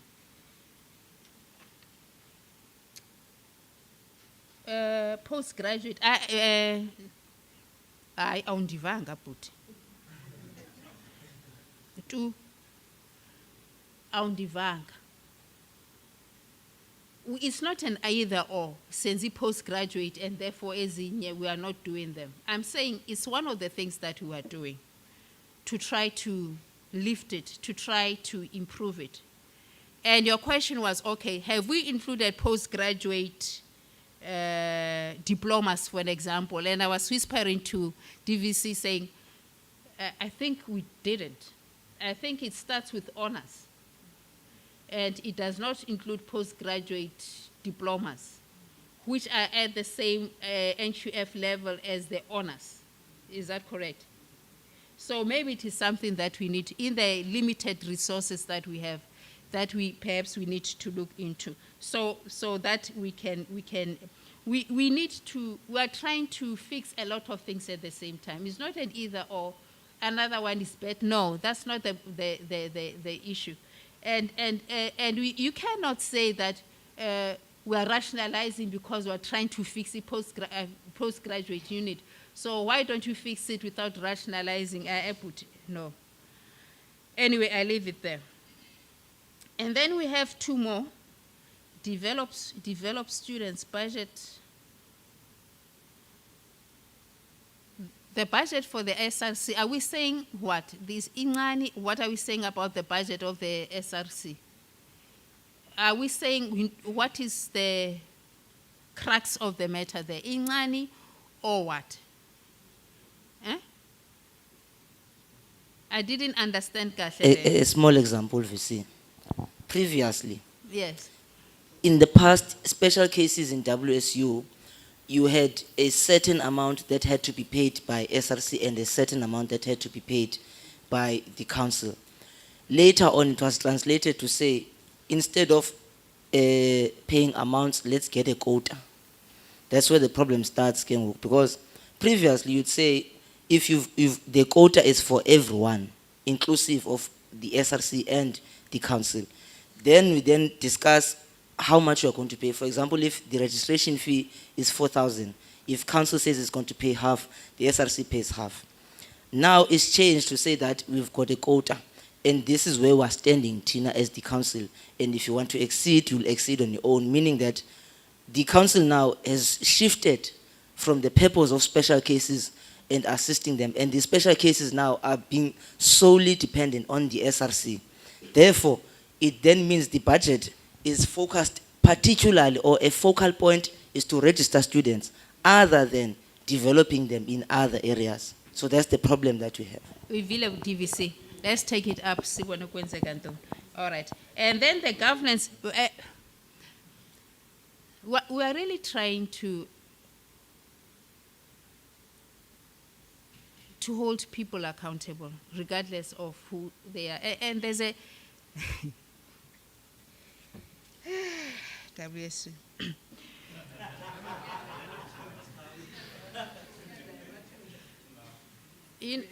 We are trying to hold everybody accountable, and we also try not to be too. We give people chances to rehabilitate themselves before we hold them accountable. I know that in the past year there are quite a few cases of academics who have been before the disciplinary committee. Others have been fired, and et cetera, et cetera.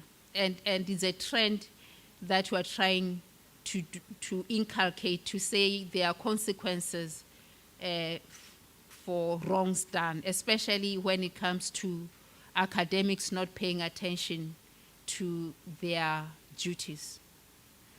But, up. All right, thank you very much.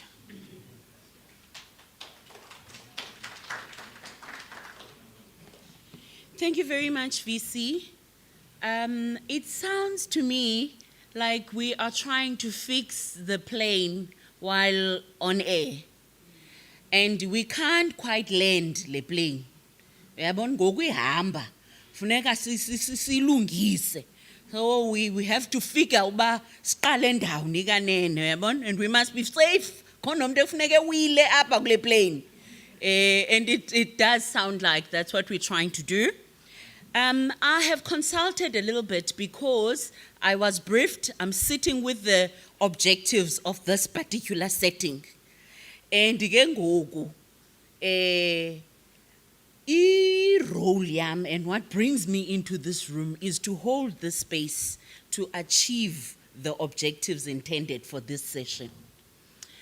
It sounded to me like there is a need for a conversation between the VC and the student leadership on all of these very big other stuff. I think we could sit here the whole day and engage with these things. Engage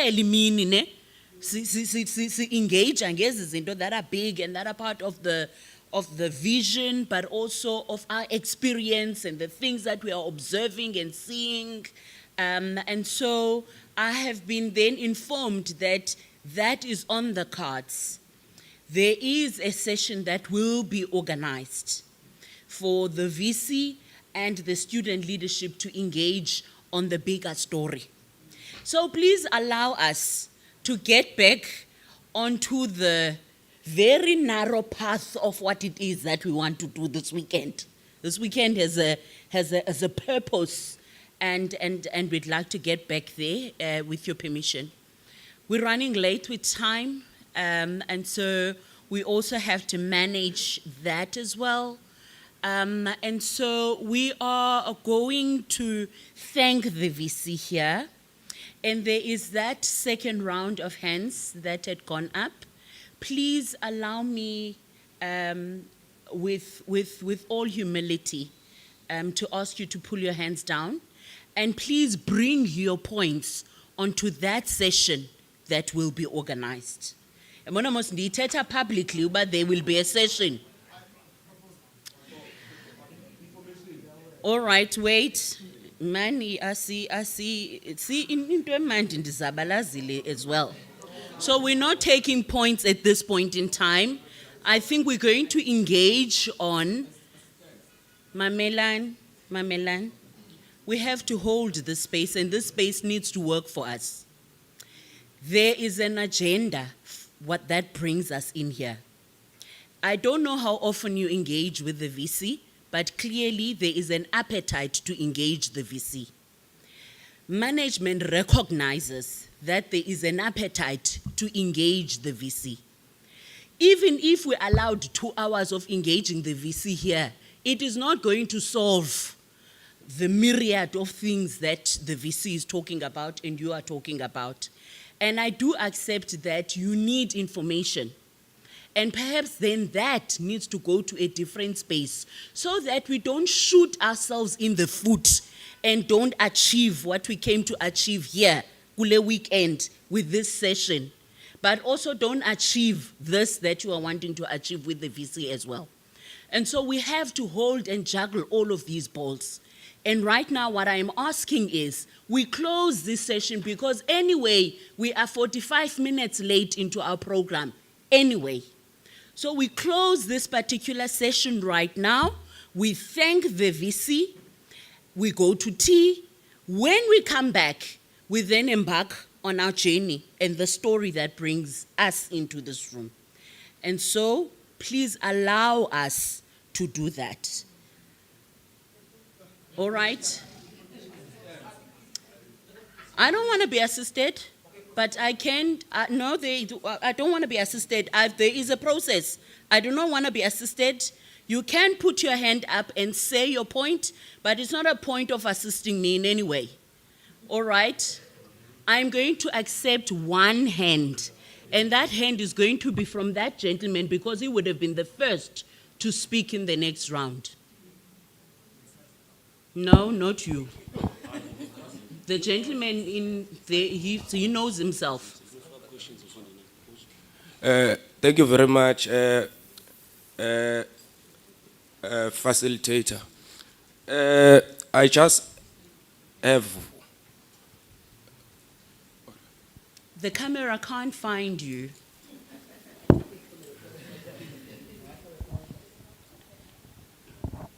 Since we are in an African university, I just want to check just one thing. Kwenye faculties that we have at Mtata, we have, in terms of languages, we have English, we have Afrikaans, we have isiXhosa, we have isiSotho, but the most spoken language in the country, asinaso, which is isiZulu. Okay. I just want to check where Vision 2030 that ngabe isiZulu naso nasi accommodated na kulendo, because now we are having a choice over ambofunda English noba uyithanda. Oh, okay. All right. Okay. Before I land, there are projects that are being done, and as we see them and siyabulela ngazo. For example, the Baghdad fencing, we have seen that. We are also having problem with regards to administration. Umzekelo, kuphume results, recently, kuphume results, bekhona results ezingaphumi, ziphume a week after. After a week after, and then you are expected to write supplementary tomorrow. That's kind of administration that we are having. Thank you very much. Okay, all right. Thank you so much, Budana. I acknowledge uba kukho izinto ezidlumzi apha, and I'm not brushing over them. I fully acknowledge. It was an ask when I recognized ukubana the things you are asking are so substantive in nature that they often, it feels like there needs to be a platform that really receives them in detail. And I don't think ukuba we're going to do justice apane to the substantive things you are raising. And I do feel ukubana you need a space with the VC of talking through the things about governance, the things about performance in class, accountability, funding model, all of the things that you are talking about. There needs to be a space where you engage that meaningfully. I don't think we're going to do justice to this here. And so please allow us to close it here. And so I'm going to ask VC to guide this one. But I am sharing with you that management has indicated that such a session will be organized. VC, over to you. Yes. Miss Mtiki, I wanted to be formal. Miss Mtiki has just whispered something in my ear to say that the students who are here are from different structures and campuses. Therefore, I know that in this month is going to be extremely busy because we'll be having those engagements and consultations. So I don't know how best to do this in terms of their budget, whether they have their budgets still, so that we can organize a follow-up meeting on a Saturday.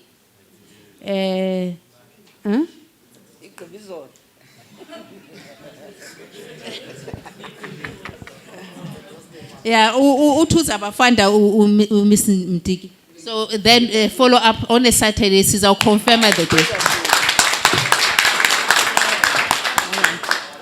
All right, so the time now is 11:50. Can I ask that we take a 15-minute comfort break? 15-minute stretch comfort break. There's tea, juice, water outside. Grab it if you need it, because ilanchi yetu zabakdala, and we will then come back and switch gears a little bit. VC Nesgreba, thank you again. 15 minutes, colleagues, and then we'll see you back.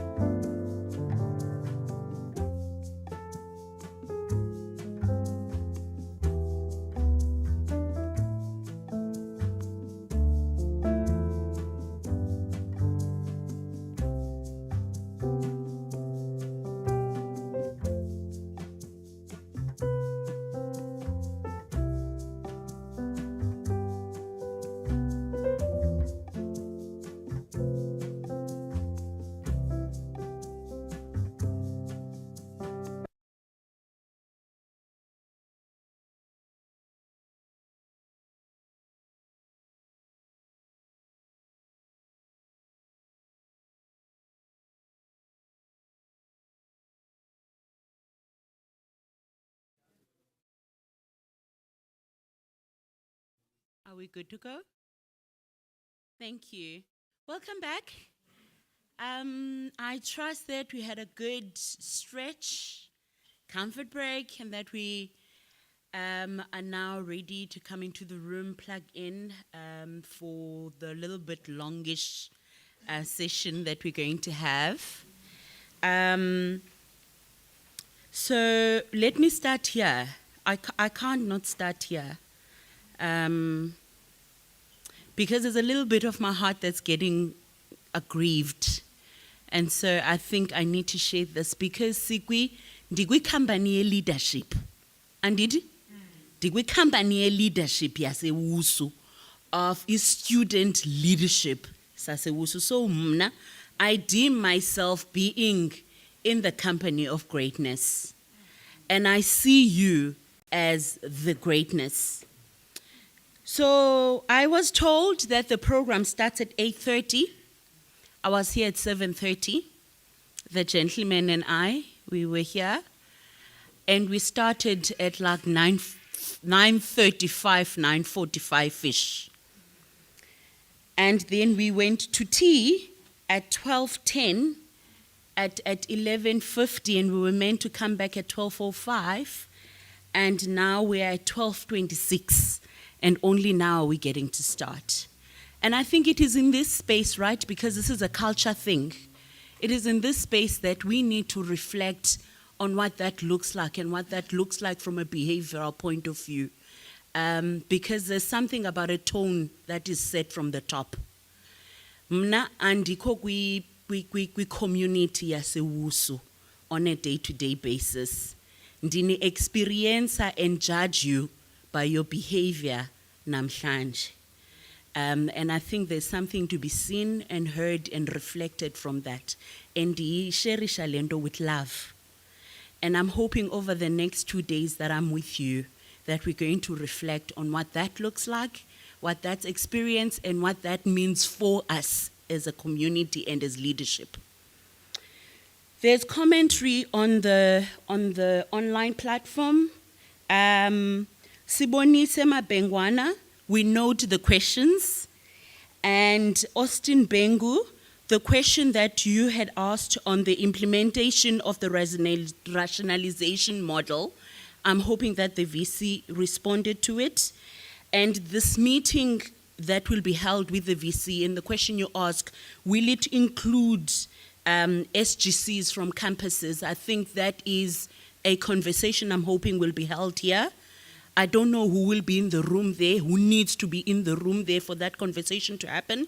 And I'm hoping that then there would be feedback to campuses, but particularly to that community online that is part of this conversation and is watching this conversation. So your comments, your questions online are not going unnoticed. I'm going to ask again, if you're going to make a commentary online, please put a capital letter C before your comment. And if you're going to make a question or pose a question, put a capital Q, because what we're going to do at the end of the day is to pull out all those questions and reflect on the extent to which they have been responded to. And so that will assist us. All right, so now in this session, we're going to move into a panel. And we have 4 speakers on this panel, and they really just are framing for us the why we are here, what has happened that has brought us to this level, what's expected to us, what's the governing framework for the conversations that we're having, and leading that panel and bringing us into this room will be the ED. Following the ED, we will then ask Usisinziki, who will then set the scene for us and go into a little bit more detail that the ED perhaps will not at an overview level. And then we'll look at the legal framework and the compliance framework or the institutional framework that our work needs to comply with. And the conversations that we're going to have going forward must comply with. And helping us to do that will be Ms. Detia and Dr. Mandashe. And so without wasting much time, we're going to take these inputs one after the other. And then at the end, we will then reflect as a plenary and ask questions and comments and engage with what we would have done. And I'm hoping we do that so that it helps us for the rest of the day. We have clarity on what the parameters look like going forward. So, Edie, without wasting much time, let me invite you up on the podium.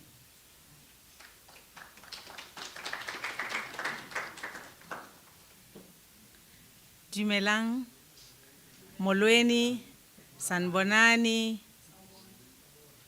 ke a leboga. Abusheni, yeah. Yeah, I wish Prof. Mashudu was here. I bring very warm greetings from the Student Affairs Division, and I'm quite excited to be part of the Institutional General Council. The last time we met, we said we are going to have the second part, which is this one, and I'm quite excited to be here. This session coincides with the Heritage Month, in which we celebrate our nation's diverse culture and heritage. And as Student Affairs, we want to affirm our commitment to diversity, equity, inclusion, and social justice. We seek to understand, to value, and to uplift individual differences, including but not limited to those related to race, ethnicity, national origin, religious and spiritual beliefs, gender, sexuality, physical and mental abilities, as well as socio-economic status. We will grow in our awareness as a department on these systemic issues and reduce barriers and bias and develop our cultural humility. We advocate for the development, implementation, and review of student affairs policies that embrace diversity in ways that are sustainable. What are the risks that we have identified as we want to enter in this journey of reviewing policies? We have identified the following, and the list is not exhaustive. Some of the policies are not relevant to the needs of our students, and those are some of the things that were raised earlier. Our policies are due for review. If you check, all the policies are written to be reviewed in 2022. They are not aligned to some aspects of the institutional strategy, the divisional strategy, as well as our annual performance plan. They are not aligned to local, regional, international, as well as institutional policies. For instance, if we were to have a group of students to go visit Ghana right now, I don't remember in student affairs we having a policy specifically on international exchange programs. So these are some of the things that we need to look into. They are not relevant to the envisaged student support services that we would want to see. I think quite often when people see student affairs, they think we are SRCs. And we tell them SRC is one of those aspects that we are working on, but there's a lot of work that we are also doing in other divisions. And again, we've got challenges in implementing some of the provisions. You might be aware that quite often would refer to national policies. It shows you that our policies somewhere don't cater for such things. And I'm not saying our policies will be perfect. On an ongoing basis, we'll from time to time identify gaps and then attend to them. That's why when we review policies or at the end of the policy, you'll see a section that speaks to amendments or review. That's where we clarify to say, when do we review? Are we only reviewing because it's 2022? Definitely not. We may review because of legislative frameworks that requires us to do that. You'll remember that last year with COVID, we had to run and review some of the policies so that we can take care of COVID-related issues. So it was not time for review, but because of that, we had to sit down and review. So I just want to say, on an ongoing basis, we are going to identify issues. And there are those issues that we need to attend there and there and review the policy. So it's not a static document. We also want to ensure that our policies cater for quality assurance processes. If right now all of us were to leave this room and we had to get a group of people coming on board to say, please take over the SRC constitution, implement. The person will not know, where do I start? So we need to have those processes so that even when colleagues in student affairs are not there, the new person can come through and do work. Even though you are not there as the SRC, and then there's a group of students that must come in.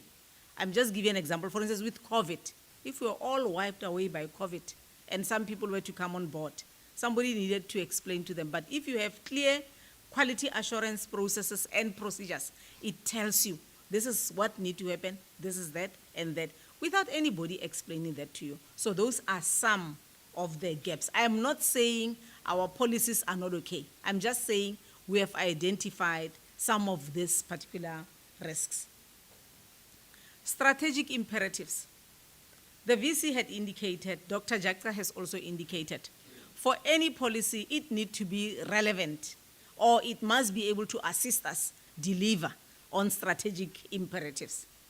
Strategic goal number 4 of the WUSU 2030, it mandates student affairs to enhance student experiences. Therefore, consistent with goal 4, the student affairs strategy, which is 2022 to 2026, as well as our annual performance plan 2022, it provides for the following objectives. And I want you to note this so that when you start providing inputs, final inputs into the policies for this session, you remember this. One of the objectives is advance effective and efficient administrative processes.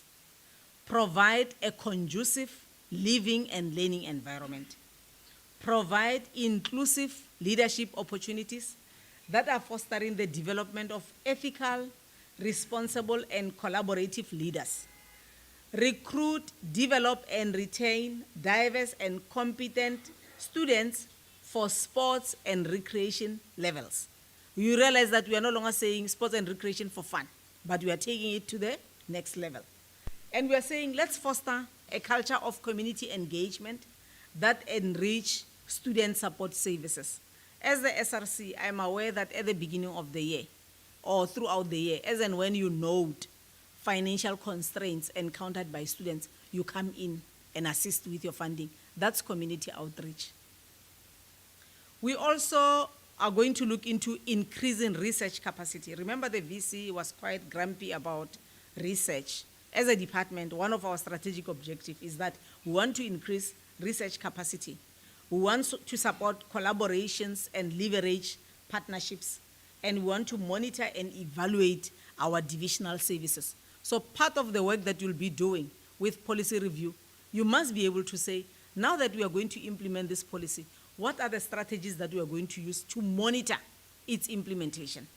For instance, somebody earlier spoke about disciplinary issues, for instance, to say there are some things that are still hanging. Now, we need monitoring processes and procedures to guide us, whether the policy is working, where are the challenges, so that come this time, we reflect on those particular monitoring reports.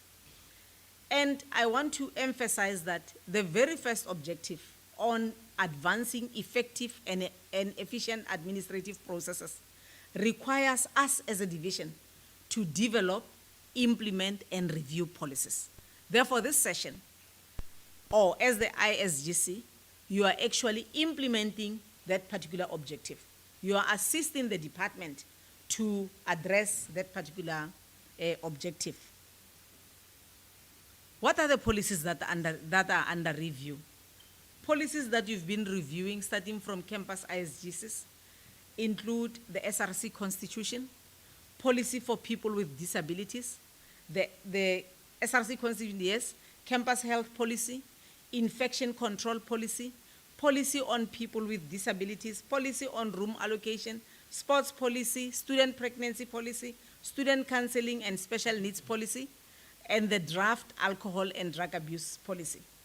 Therefore, these policies, those that are under review, we need to ensure that they are aligned to the divisional strategy and annual performance plan. Ultimately, as a division, we'll be able to achieve institutional mandates. As an institution, we will be able to achieve on what the national the regional as well as international policy frameworks are saying.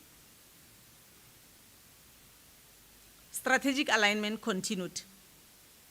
Divisional policies, as I've indicated, they will ensure alignment to those local and international legislative frameworks that are guiding student affairs operations.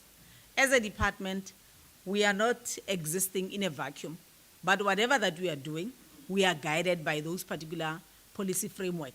We are also guided by best practices, things that we are learning from other institutions, from other countries, and they are also learning from us. It's not like we are forever learning from others, they are not learning from us.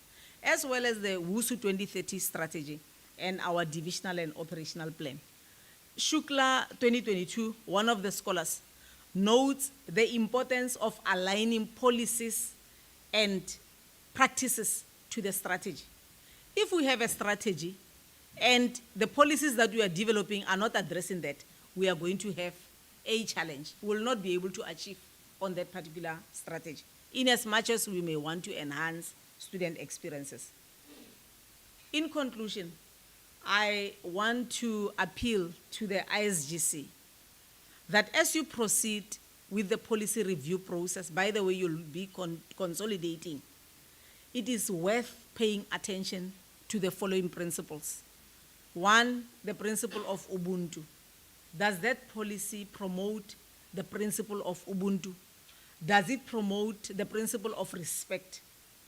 Does it promote honesty and integrity? Does it also address quality and excellence? As these are the values that are clearly outlined in the WUSU 2030 strategy, and as a department, we are also using this particular values, even in implementation of our own programs. And I want to conclude with two quotes. The first one by Elizabeth Dole, open quote, "The best public policy is made when you are listening to people who will be impacted." Close quote. The second quote by Steve Biko, open quote, "It is better to die for an idea that will live than to live for an idea that will die." Close quote. So I want to say I'm wishing you all the best with the policies. Whatever inputs, even when you are sitting at home, you ask yourself, is this going to be relevant to WUSU students? Earlier on you spoke about health and wellness, where you are saying the campus clinic, can't it look into ensuring that services are 24 hours? Probably the reason being that students are here and we have seen incidents where people need support at that point. So I wish you all the best, and we are looking forward to that consolidation report, and surely WUSU students are looking forward to implementation or approval, and then finally implementation of the policies. Thank you. Thank you so much, Madam Edie. May I please invite Osis Nzigi? The tone has been set.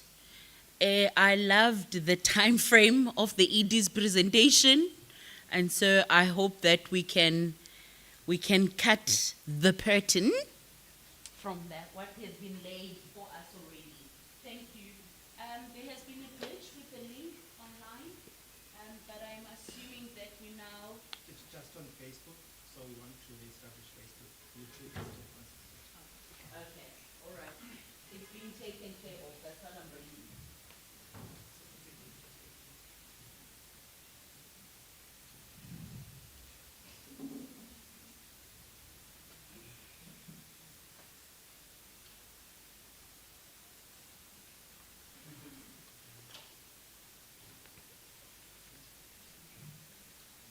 I'm having that to take in more. The energy levels, they can't wait. I want to make it void. It's not gonna let me void.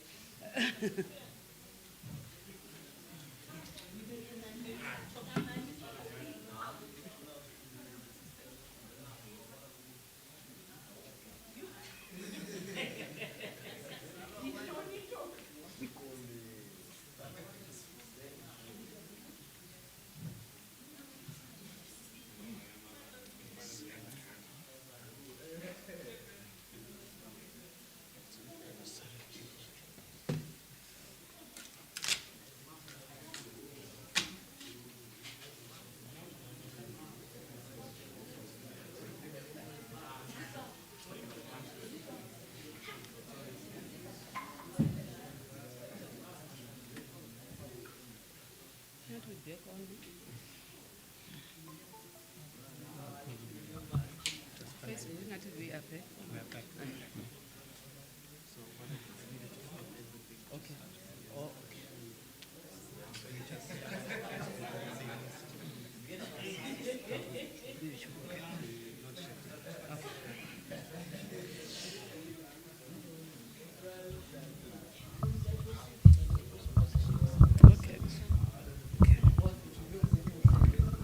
I beggar this one? Yes. It's fine.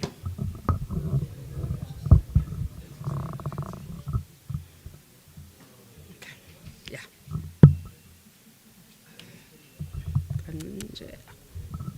Yeah. Yeah, it's okay. The afternoon go ne? Saying 12. I won't be long. I thought I was going to use an hour for the presentation, but now it's 2 minutes. Okay. What is happening with my presentation?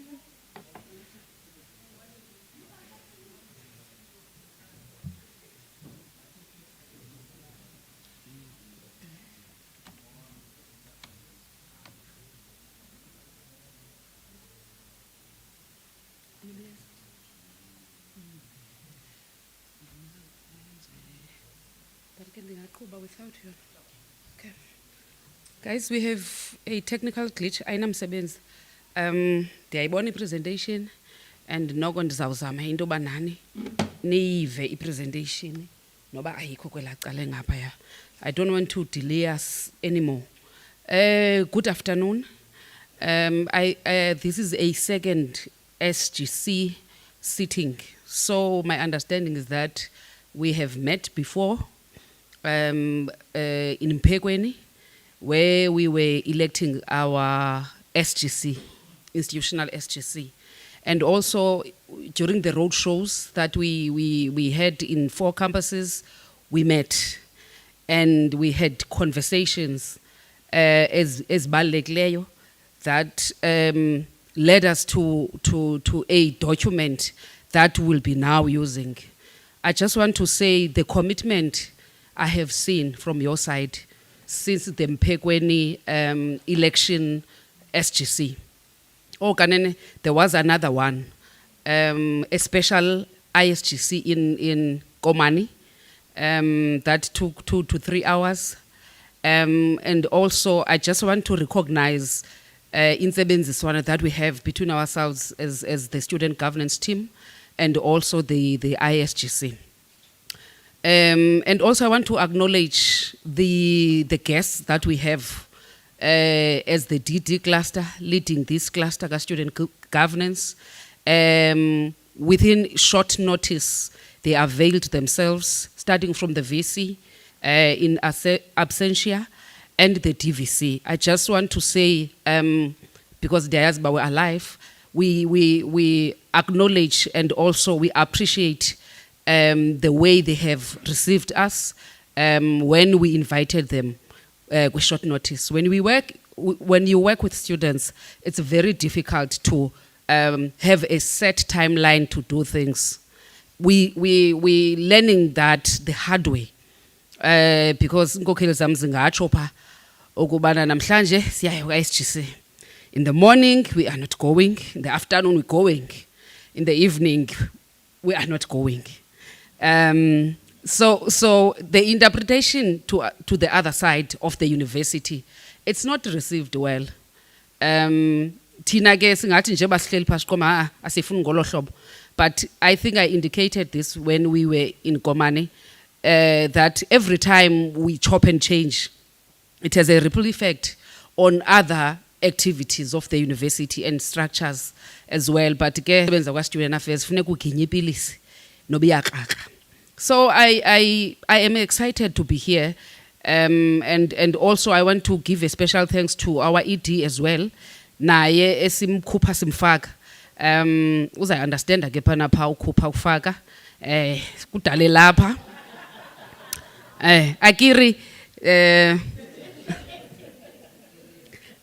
Akiri, she's here.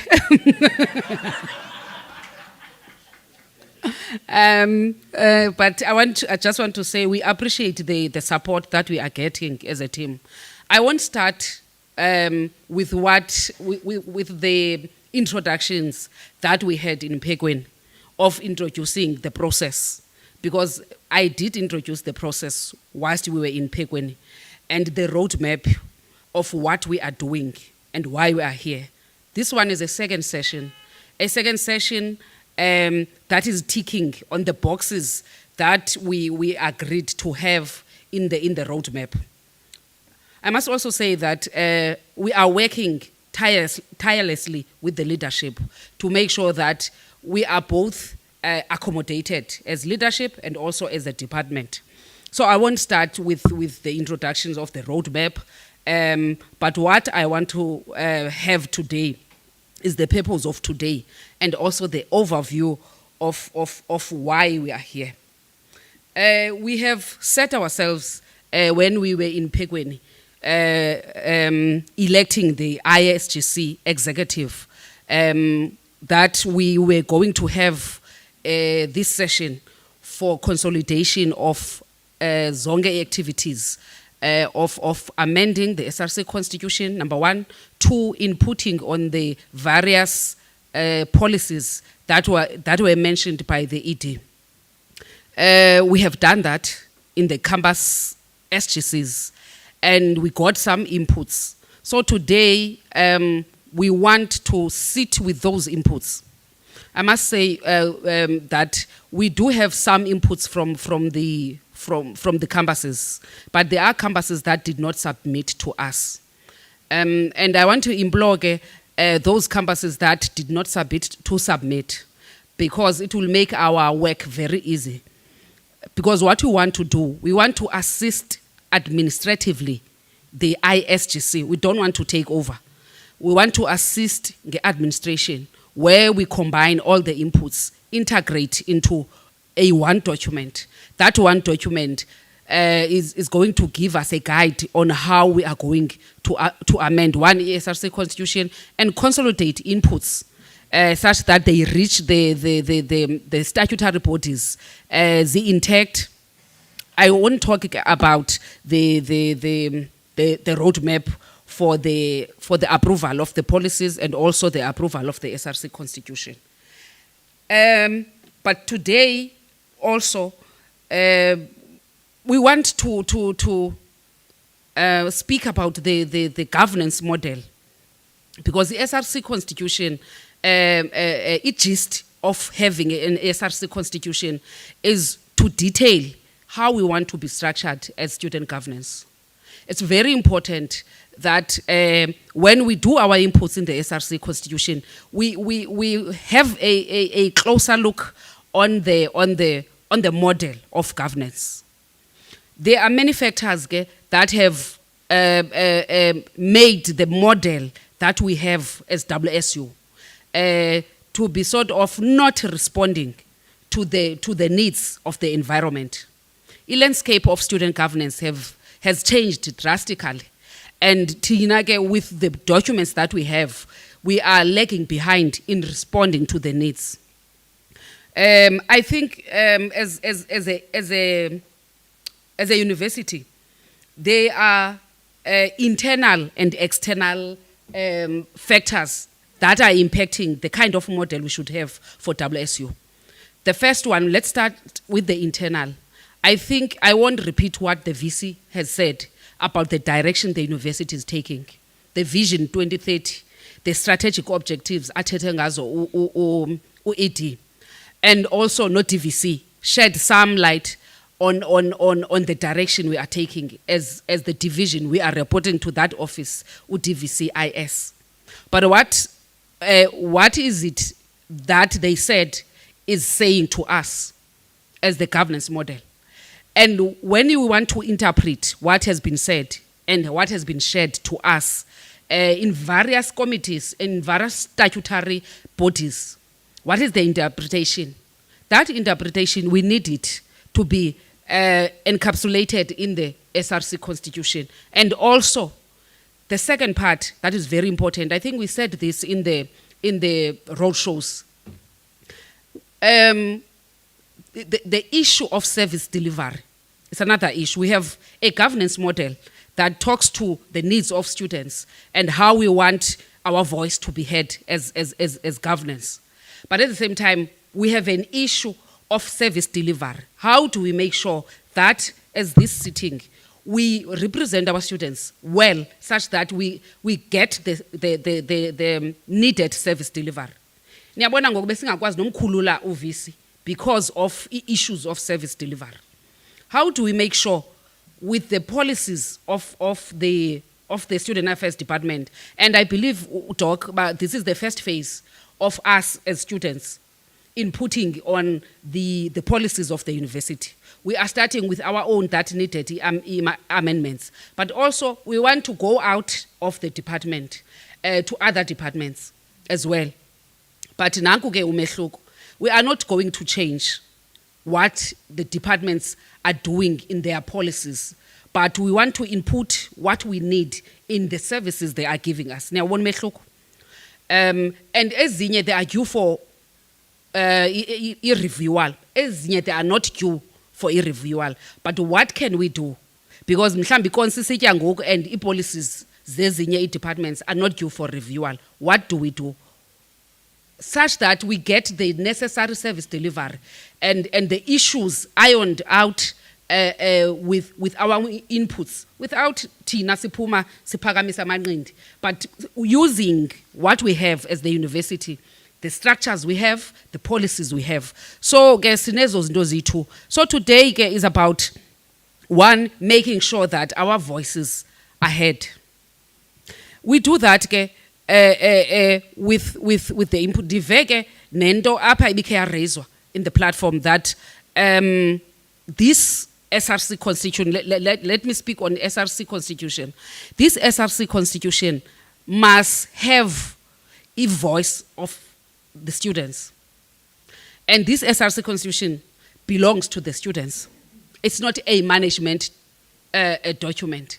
And this is what about that statement, how right or wrong it is. But what I want to say about the SRC constitution is that there are very important issues right now that we are facing as student governance. And the SRC constitution is very silent on very important student issues. As much as we want to see our voices in the SRC constitution, but I want us also, when we do as deliberations, consolidating the inputs from campuses, we bear in mind the gaps that we have in the SRC constitution. Because you can't have sometimes you will see societies sense strike, you will see political organizations sense strikes. Kutheni kunjalo? It's because of the gaps that we have in the SRC constitution and the model itself. So can you be awake when you are making these voices and nifuna zibe khona ku SRC constitution, as much as you want to be heard by management, but constructively kufuneka nithi allow even other people that are not here today. Sizamile into abantu babukele, but at the same time you have this huge role that is on your shoulders of making sure wonke lamntu i-28,000 i-voice yakhe ikhona in this SRC constitution.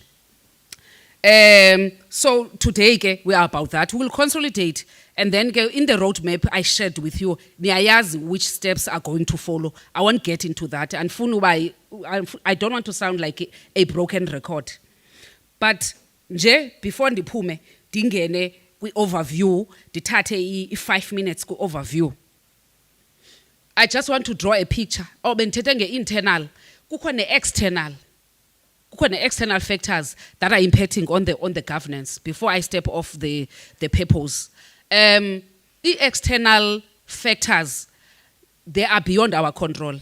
We have to attend to them. So when you're doing this SRC constitution, make sure that we respond to external factors, because what is going to happen is that we'll be irrelevant as a university, as a student governance of WSU, if we do not take into account the external factors. And but I'm saying let's respond. For example, if we talk about minority groups, what is happening outside is also happening in the university. There are minority groups that are not recognized by the governance model we have. As a result, they are dying a silent death within the student governance model that we have. They are not heard. And akukho, when you look at the SRC constitution, akukho nento engathi as minority groups or diverse. There are minority groups, there are also diverse groups. Because kuchiwo mos kuthiwe we are an African university. It means there's diversity as well as WSU. Njengoba sise Eastern Cape, it doesn't mean we are Eastern Cape. Sayishiya kuloo ndawo. Lento sinabo ke nabanye abantu that are within the fold that we need to really look at what we put in the SRC constitution so that they are catered for. Let me move to the overview. What we have identified as a team, and because the role of the team, as led by myself, the student governance, the student governance, leadership and development unit that we are trying to find and to establish and also to make it work. Come 2023, sifuna ukuba ne unit that is vibrant, that is also responding to the needs as COI. So in the overview, what we have seen as a problem statement is that there's absence of documented processes when it comes to student governance issues. Protocols below the SRC level. Because the SRC is legislated, so most of the processes that we have, they are responding to the fact that a statute requires us to do A, B, C, D, and E SRC. As a result, you will find SRC constitution dwelling more on what the SRC is on about. But there are important student structures that are not catered for. So it's one of the weaknesses of the documents that we have. Anizongena ke kuzo. Lack of integration of these governance structures. For example, kusekho isixaka-xaka sobana the ISGC is an advisory body to the SRC. But the ISGC is the voice that gives mandate to the SRC. So how do you manage that relationship? Which one is superior? How do you manage that relationship? Such that students, for example, students are paying a levy towards the SRC. And this levy is in the hands of the 9-member SRC, the 12-member SRC, the 16-member SRC. And then abantu ababhateleyo bangapi? By 7,000 BCC, by 6,000 IBICA, njalo 18,000. And then you have these people handling 6 million, okanye 8 million. And then you are saying to the SRC, SRC, take this 6 million and plan for us, do activities for us. And then do not come to us and account. Do not come to us and get a mandate on how to spend this money. So do you see what I am trying to say between the substructures of the SRC? SRC is a legislated body. It's in the standard statute, WSU statute. And it has 9 functions there. But Kwapaya, we are supposed to have an implementing arm. And then what is the relationship of the implementing arm? Such that we do not have ezizinto sithetha ngazo abantu sebefuna uyozithethela iSRC ikhona. Because the mandate is not there. For example, mna ke ndifana nomuntu ebekhe watsho ndayithetha inyani noba izandibethisa. For example, you have le 400 of levy. And then there's beginning of the year. And then SRC gets in, gets the money, and then they start implementing programs. And my question is, whose mandate, whose programs? Because I won't talk about the system, about who deployed, who did this and that, but we have the SRC. Spending this money without the input in the program of action. So when you are consolidating these views, take away your heads as means, but put forward what needs to be done. I now want because we're talking future. And when we talk about these power issues, kufuneka sithinge about the future. So that document must reflect that. And enye into that is lacking, there is no standardized student programs. Let me tell you that what is happening at BCC might happen at Queenstown, might happen. Let me also, okay, let me leave that one. Enye into sayibona is depleted layer of student leadership to take on complexities of student governance environment. If I can ask you now, njengoba nihleli up, into yobana ngubani ocingela bangayi president ngo-2023. Ungaphakama utsho ngoku with confidence ba hayi ngangubani, because we know we have a layer. Andithetha nge-populistic and ndithetha nge-leaders that andithetha nge-Facebook influencers. Yeah.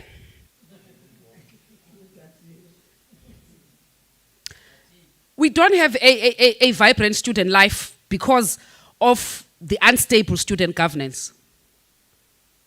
If the governance is not stabilized, then forget about student life. For example, if we say go February immediately, there's registration.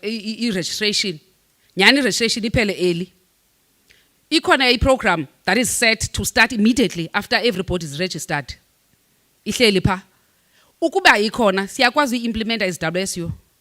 The answer is no, because I'll strike February, March, April. And then we'll start having programs in May. Even nangoku bekunzima basibe nayo kwa ISGC because the environment was not forthcoming. So if student governance is not stabilized, it means we cannot have a vibrant student life. Students will suffer. Where is the first year induction? To say, now we are a police station, when we are busy on the street, into bayaziyo ba sesisendleleni. Kukho student into yayimbi esafikela kwitoyitoyi siyi first year. Safikela kwitoyitoyi and asazi nakakuhle nalento kutoyitelwa yona sabethwa yi-rubber bullet apha elisweni. Laphuma iliso. A mechanical engineering student, first year. And ngokwabuzwayo ba ubutheni uzube lapha eOxford ngeli xesha kusenziwa lento. Akayazi noma kubethwa baphi, akayazi neOxford leyo, qha kungenwe kusithiwa kukho lecturer ongekho right apha esifuna umkhupha. Ogqiba wafakwa amanzi pha ngaphansi, baphuma ungahlala erumini. There is no proper induction. There is no space even for student affairs to induct that student, orientate that student. But umuntu awamkanayo apha wamka eneliso eli-1.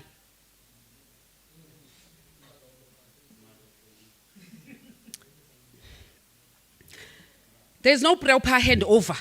There's no continuity in leadership. These are the things that you must put in your policies and in your SRC constitution. There's no archiving. For example, student structure, UCAC was here 2008. Wapinda 2016 Ghanaian was complaining about this issue of us not archiving what is happening, especially to student structures, because kaloku kukho lento yobana yi-SRC eyona yona. As a result, all other structures are not important. As a result, there is no proper handover. And even the SRC activities are informed by what is happening in the structures, so that the programs that are established and developed by the SRC are responding to what is happening in the student structures. The only time you will see a minutes of meetings of substructures, no by academic society, no by indon, kuxa one kuza kwenziwa emotion of no confidence. You will see minutes ke ngoku ezithi ubani si decide basimkhuphe. We had a meeting, kuprove ke ba ubani was here, ubani was not here.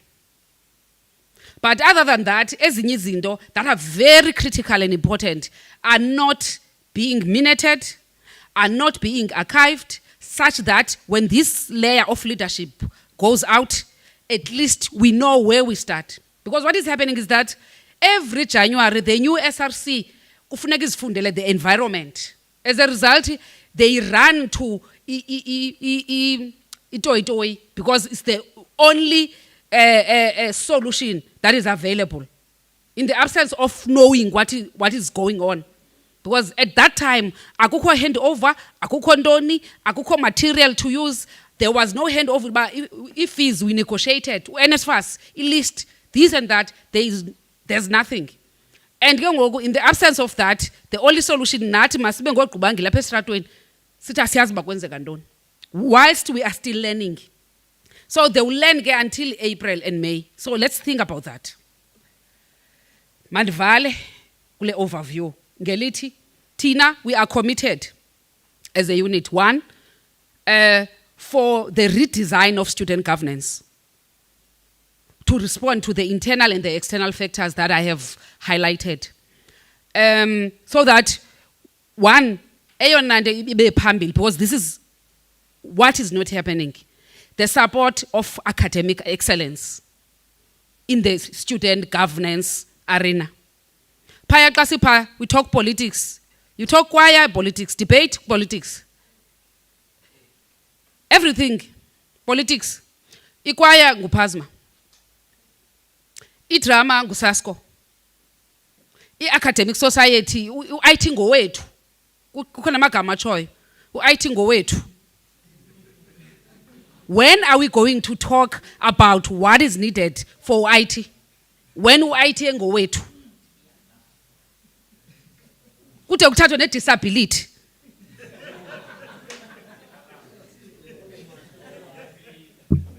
It's bad. Let us be honest when we are putting things in this SRC constitution, guys.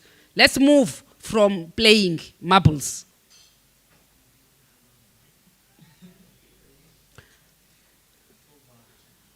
Develop a leadership model. This is what we want to do. As much as banina nezakwenza SRC constitution, this is what we want to do as a department through student governance unit. We want to develop a leadership model where we'll have a pool of trained and educated leaders. Because the industry better, it's not leaders. But the question is, what kind of a leader are you? How to are we leader? We leader because okoko kubuthetha ku Facebook. As a result, you are popular.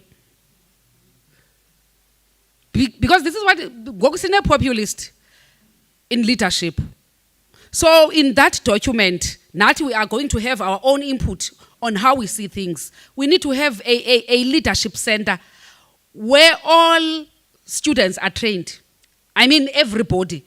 Kufuneka kubekho a customized training for everybody, such that when you get into leadership, singaqale kuqala, singamazi no G7 loba intoni.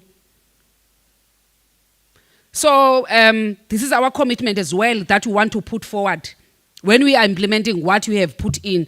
So think about those things in your SRC constitution. And also, we want to have a communication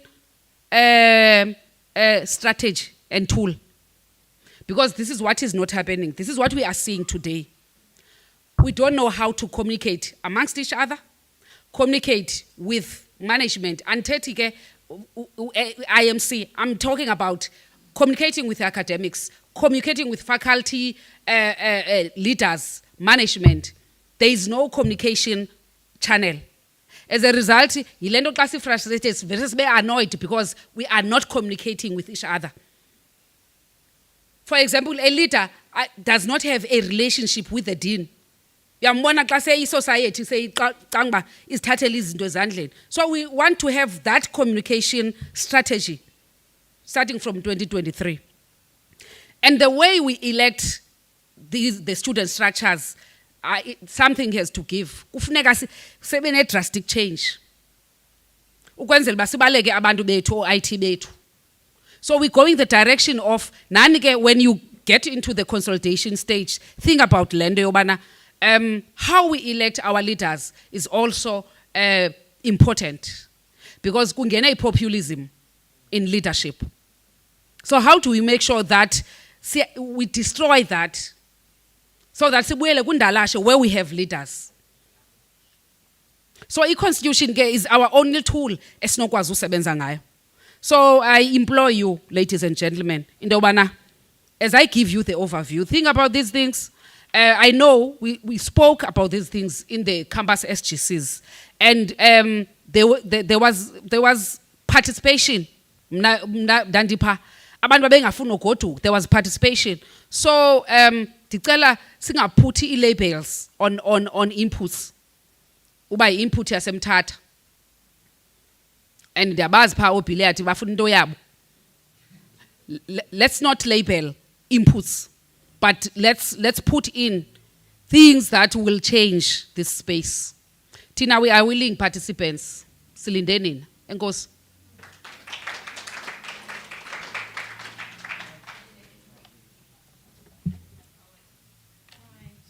So thank you very much,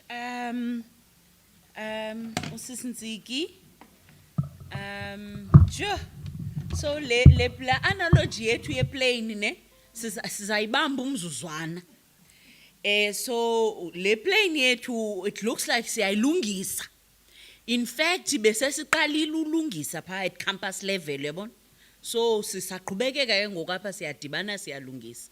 And I guess what Usisinziki is saying, and my takeaway from it, is that masiyilungiseleleni ukubana iye kude. Masithi uba siyilungisa mhlambi ibisuke OR. Masingayilungisela ukuba mayofika eBhayi. Masiyilungise such that it could travel all night and get us to the US. Siyabona ne? So that is the call. And so with the group that determines ukuba over these 2 days, silungiselela Tina, as the population that's here, the group elapha and the 28,000 that's not in the room here, so that le plane yethu ingawi endleleni, at least iyosibeka eBhayi. Okanye siyilungisa with a vision in mind yokuba le plane yethu must go all the way iyowa JF Kennedy or Dijule or any other or Heathrow or wherever. We're taking it far, very, very far. We're futuristic in our efforts, and I'm so excited to hear what that looks like and what's coming up from campuses and what we want to make of it as the group that's here. All right, now we're going to hear from the legal minds that are going to say to us their parameters to these things. Mayabon?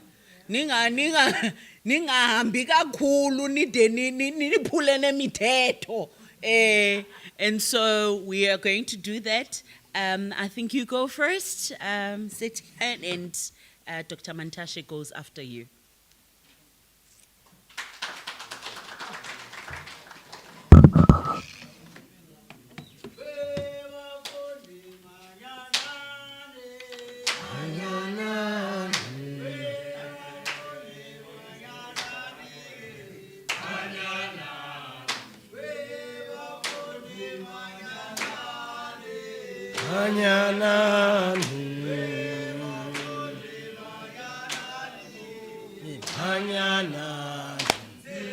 Ikona lendangano yeyabafundi, ikona lendangano yeyabafundi, ikona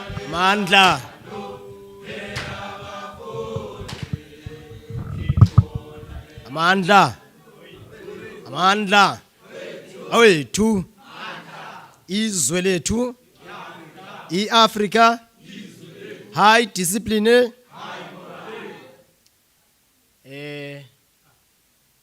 Let me take this opportunity to greet the Executive Director of Student Affairs and the leadership entirely of Student Affairs, Dr. Mandashe, leadership of students, our program director. I find great joy to my heart to be standing here today in this august gathering held by this auditorium to be talking on issues that speaks to development of our own alma mater. And most particularly that all of us here were ambassadors of that alma mater. It then disturbs me when I find someone wearing university colors and having a bocho at the head. You know why? Because I was quite disturbed, Sisnobuntu, some time. I saw this blazer in Mtata. It was worn by those guys who, the car guards. They were often packing. He was wearing this jacket. Obviously, he's not a student.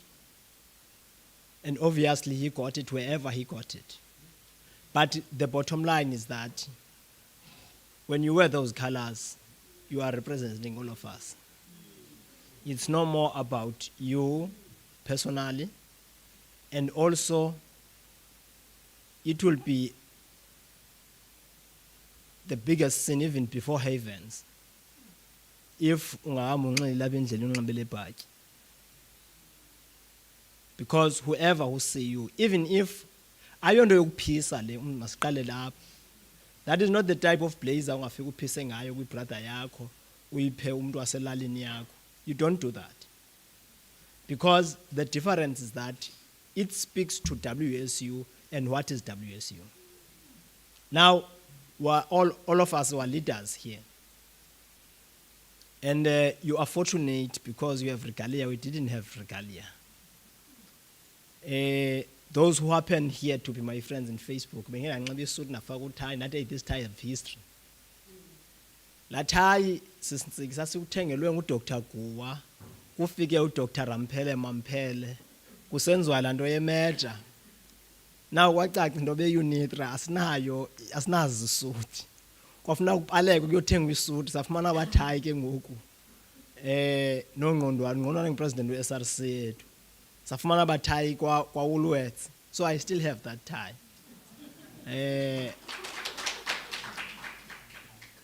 So the point, even back in the days, Comrade Mandashe, you will recall, you were not even allowed to be seen in campus drunk, wearing the organizational regalia. You were going to be subjected to DC. For that reason. Now, I'm speaking about identity. This is identity that we're talking about.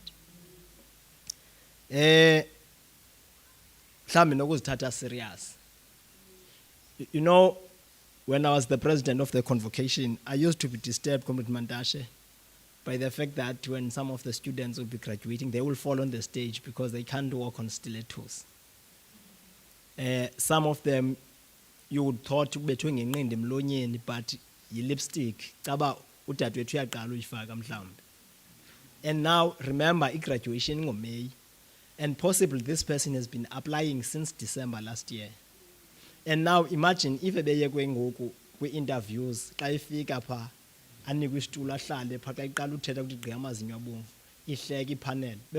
panel discriminate or Kandi because zangas had a serious assessment school. Bravo, you'll know, kwakuthiwa meeting. Andithanda ukuba ngixebe ndifaka utie. Kwakuthiwa ndiyageza at the time. But I was militant. But the problem, what I didn't like, andingomntu okuthandayo uba ndingathathwa serious naphi na. So it speaks to that. I was touched to see how you wear this blazer of WSU. I think before I even address myself to what I'm charged to come and address it on, I must first address that. You cannot, my brother, Tungabele plays Twaliboj. It can't. We need to start taking ourselves serious if we want to be taken serious. You know, another thing, Sisigi, from what you were saying of leadership training, one of the things in our times, we used to like speaking English, big English. Because what is nice, you can't be extremely chaotic when you speak English and violent. You know. So I think this thing of leadership training center is important. But be that as it may, as a former student leader and a former student, in fact a student, I wish before I even address myself, I can touch on the things that were said, in particular by the Vice Chancellor. And I felt that really our alma mater is taking a new shape. When I was sitting in the council, we fought tirelessly, and I was very unpopular. I was charged more than once by the council because I would confront management. Imagine, it was nice, but I'm not even a student. I'm not a student. I'm not a staff member. Hence, Pulo residence was renovated. I had to coerce and force the council to go to and see Pulo residence. Because one of the things, I'm sorry, ED, we were misled by the management in the council. But unfortunately, they mislead people who go around to WSU, who know WSU, who have been there. And I'm one of the people, ED, who stayed longest in WSU. But I only took 10 years only. And then I left.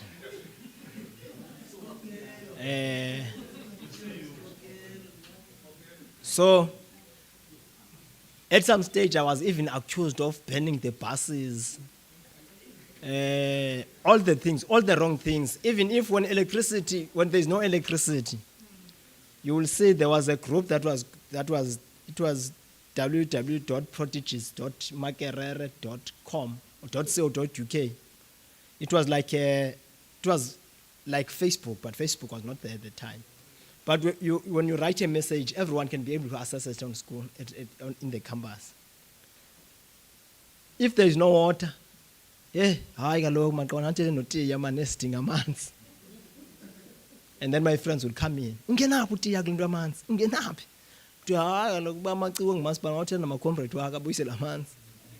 If ngubani kuthiwa ngutiya.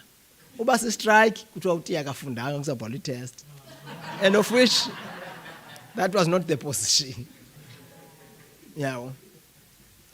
Wathi ke uMr Mnyayiza inoba after 50 years lento ezabhasi nisazayithetha, but I still stand firm. Uba andazani nento yebhasi, we were fast asleep at the time. The Vice Chancellor said, I want students to learn to live outside the classrooms. You are leaders to contribute to transformation and development of WSU, and of which that is correct. When we come to platforms of this nature, we can't just fight amongst ourselves on petty issues.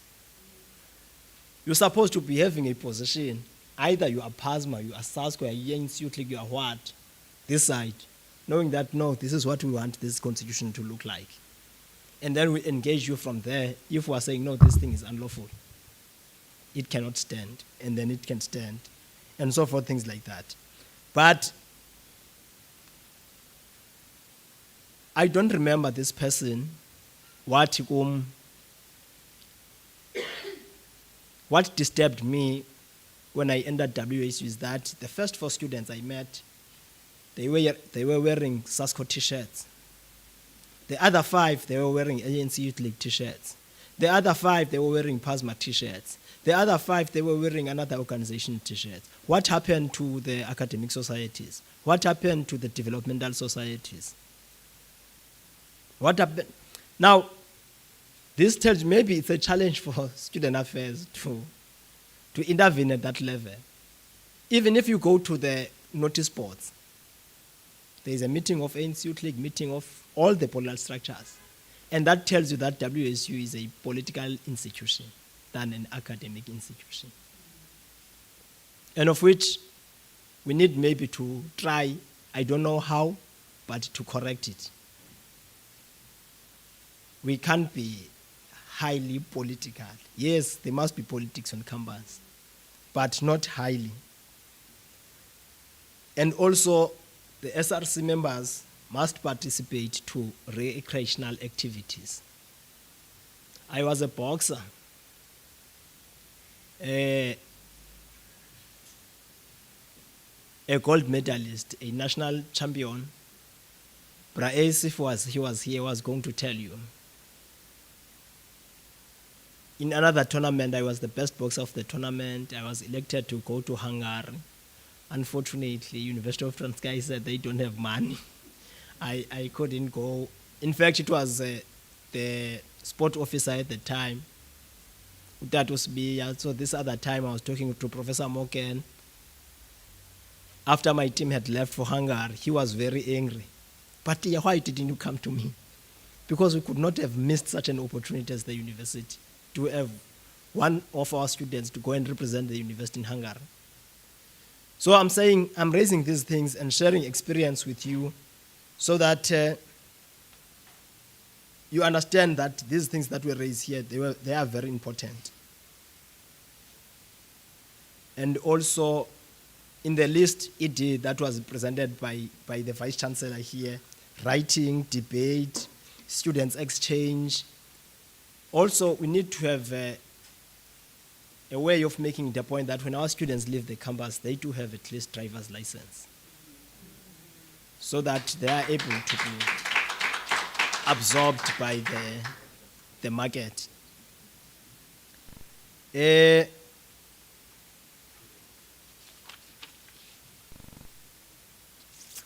Mine here is short, but long. It speaks to the interpretation, if I may say, and the implementation of the Constitution. Remember, I was laughing when the Vice Chancellor was saying that a person will quote that the Constitution says this, and I laughed that, hey, Vice Chancellor is addressing me now. When I go to any meeting, when I was the SRC president, even an SRC member, I would have the Constitution of the Republic with me, the Higher Education Act number 101 of 1997 is amended, the statute either of WSU or University of Transkei, because remember in the 10 years, the SRC Constitution, so that, because we used to have at some stage a very, very clever Vice Chancellor called Professor Morgan. It was better for us as students, but for the unions, he would defeat them very early. That's why they said they chased him. Because every time there's a meeting, they will come back to their constituents, lost the debate with Morgan. And Morgan would not allow you to go to and strike. If you go to strike because you know that you will be defeated there. And Morgan, whilst you are on strike, no bala, he will paste around the campus notices that he wants SRC a meeting with the SRC at 10. So at the time you are toying with students, the students are asking, but in a meeting, Vice Chancellor. So he was having that strategy. And if you want to meet with him, no, come. Even a student, he would open doors for his office, come, let's talk, what do you want? You will engage with him. So it was very, very difficult to deal with him. Until we have the easiest one, that it was easy for us to defeat. But nevertheless,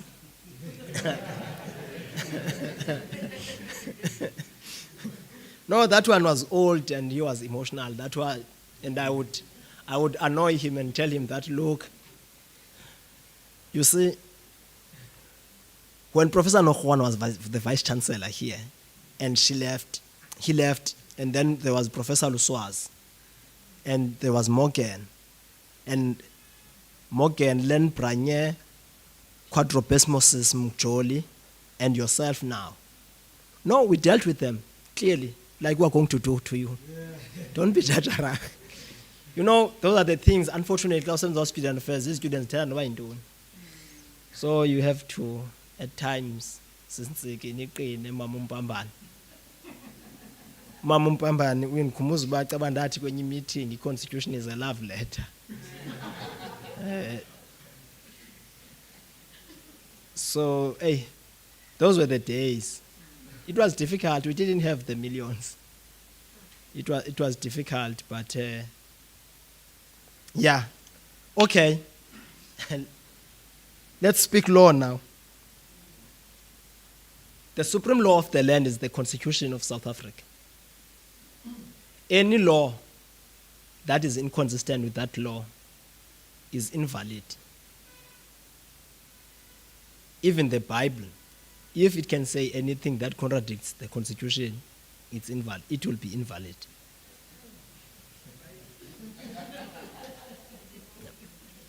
Then, after the Constitution, there are acts of Parliament. The Parliament, in terms of our law, makes the law. And then the courts interpret the law. And then the executive implements the law. That is executive president and his cabinet. Now, for purposes of today, there is Act number 101 of 1997 as amended, which is called the Higher Education Act.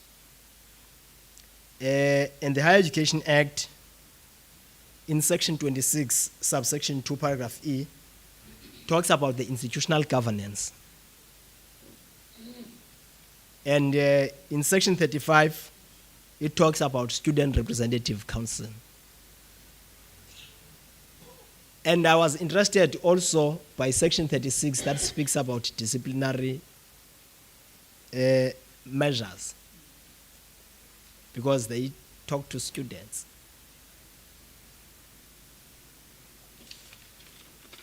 And then that act provides that each university shall have its own statute and laws. That must be interpreted in line with this particular Act of Parliament. And remember, in terms of the law, even the Council of WSU represents the minister. It's Minister's Council. Now, there is a statute of WSU that was promulgated in 2014 on in May, I think it was May 2014, I don't remember what day. Or it's 17th January 2014. And then the statute, WSU statute, in section 40, speaks about the functions of the SRC. And I think if there is any member of the council here, there is a bit mismatch. You can't start with the functions. You're supposed to start with the composition. And then after the composition of the SRC, you deal with it, eligibility criteria, term of office privileges, meetings, and then you deal with the functions. Not you start vice versa. Because if you may to go to court tomorrow on the interpretation of statutes, the first clause carries more weight with the one that is following. Yeah. Now, the WSU statute in section 40 speaks about functions of the SRC. And also in section 41, it speaks about the composition of the SRC. Now, when you are going to make the constitution, you have to make the constitution in line with that particular law. You cannot bypass it. For instance, back in the days, it was not SRC that must go to council. It was anyone designated by the SRC. But now it says SRC. Yeah. So it means whatever that you do now, you do not have powers. You cannot say in your constitution that the ISRC or the central SRC or the campus SRC or whoever or the president can appoint or delegate anyone. Because there is a law that says delegare non potest delegatus, which means delegated powers may not be delegated. If it's SRC that must go to council, it's SRC. You are not going to ask just any student to go to council for you. And once, comrades, you don't attend council, you must know that you are a sellout if you are a member of the council. Once you don't attend Senate as an SRC member designated or delegated to attend Senate, it means you are a sellout. Once you don't attend IF as an SRC, when the SRC has deployed you to IF, it means you are a sellout. Because tomorrow there will be a strike. And that's the one that happened in Cebuco. Did you go to IF? No. Did you go to Senate? No. Did you go to council? No. And then why?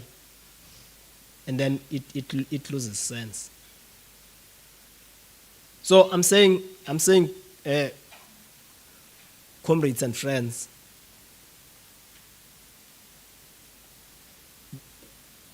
those statutory bodies, they are fundamental for the operation of the SRC and of the university. And I can tell you, it's those meetings that shaped us to be where we are today. And us taking our, some of us are not found anywhere, but some of us are found and they are successful. So also in the process of us sitting here, we are not wasting time. Tembega is well known, was just a president of the SRC here.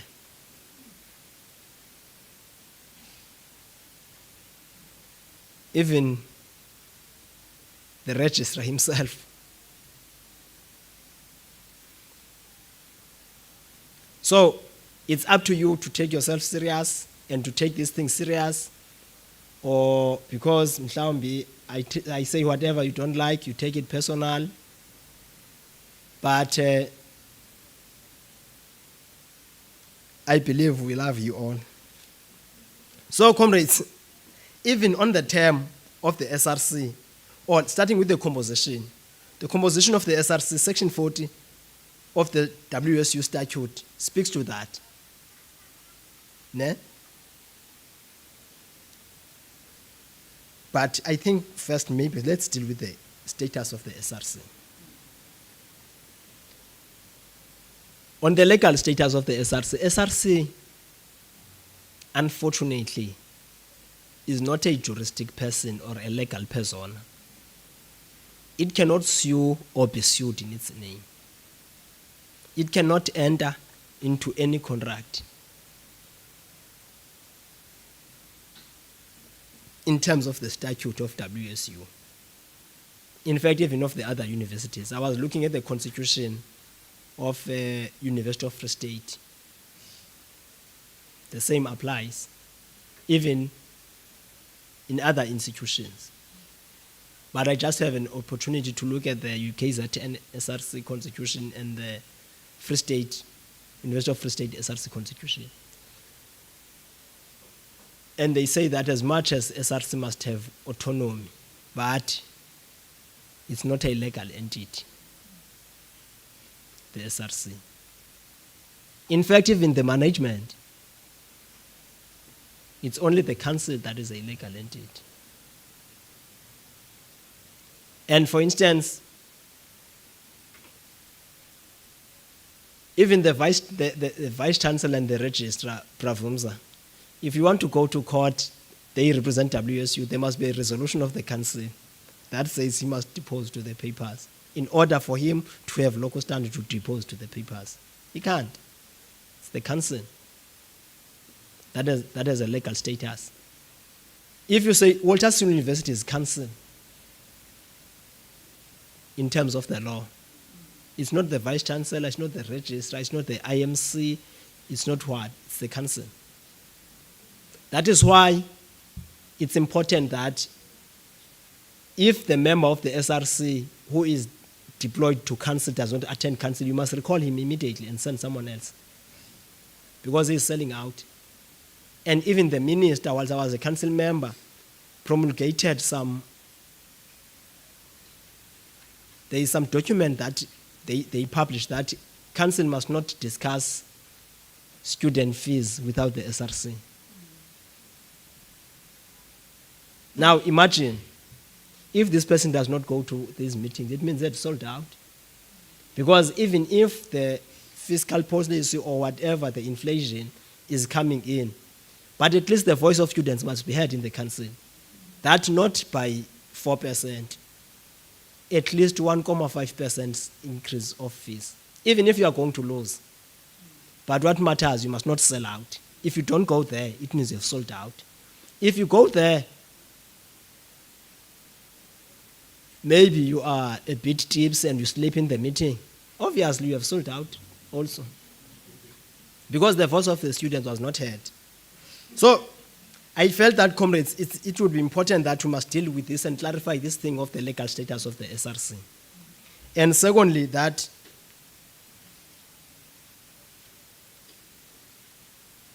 it's the council that is vicariously liable for the wrongs done by the SRC.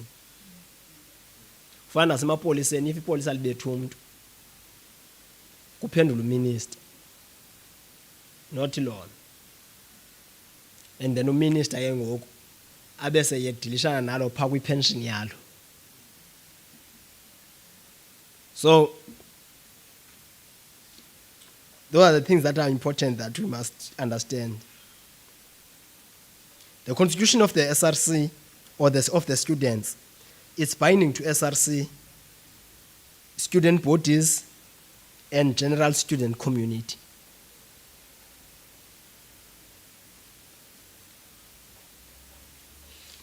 That is why I would agree fully with the submissions that this thing of not archiving it's not right. Secretary leadership of the SRC must be able to capture minutes. And minutes in the next meeting must be read and be signed by the chairperson or the president and the secretary. That this is the true reflection of the events of the previous meetings. And they be kept somewhere. So that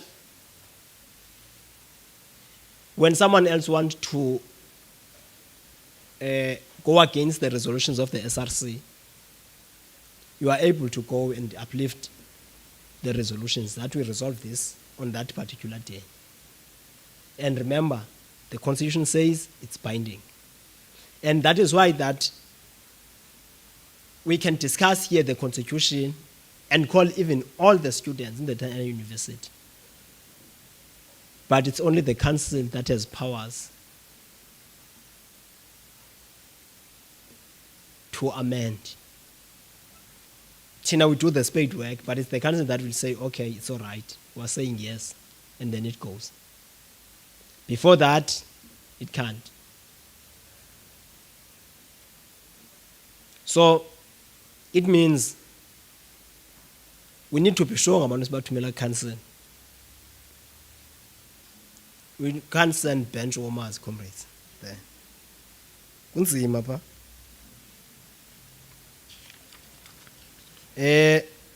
Now, the reason why I was perpetually referring to the provisions of Section 40 of the Statute of WSU, because they speaks to SRC. And unfortunately, whatever that SRC must do or must incorporate in their constitution must be in line with Section 40, 41, 42, 43, 44, 45, 46 of the Statute of WSU. If it's contradicting it, that means that is invalid.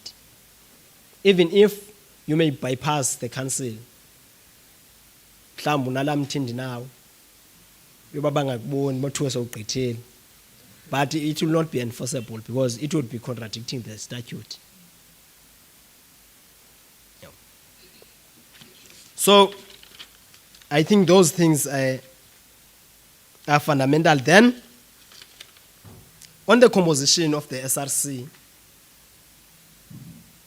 the statute says the composition of the SRC is determined by the council in the rules after consultation with the SRC, as contemplated in section 35 of the Act, that is Act number 101 of 1997 as amended. So it means if umuntu wena kayanga SRC uzasibethisa, mina ndandizithanda ke meeting because I would have ample of time to speak a lot of English. I used to love English at that time, but now, I can't just waste it. I have to protect it. You know.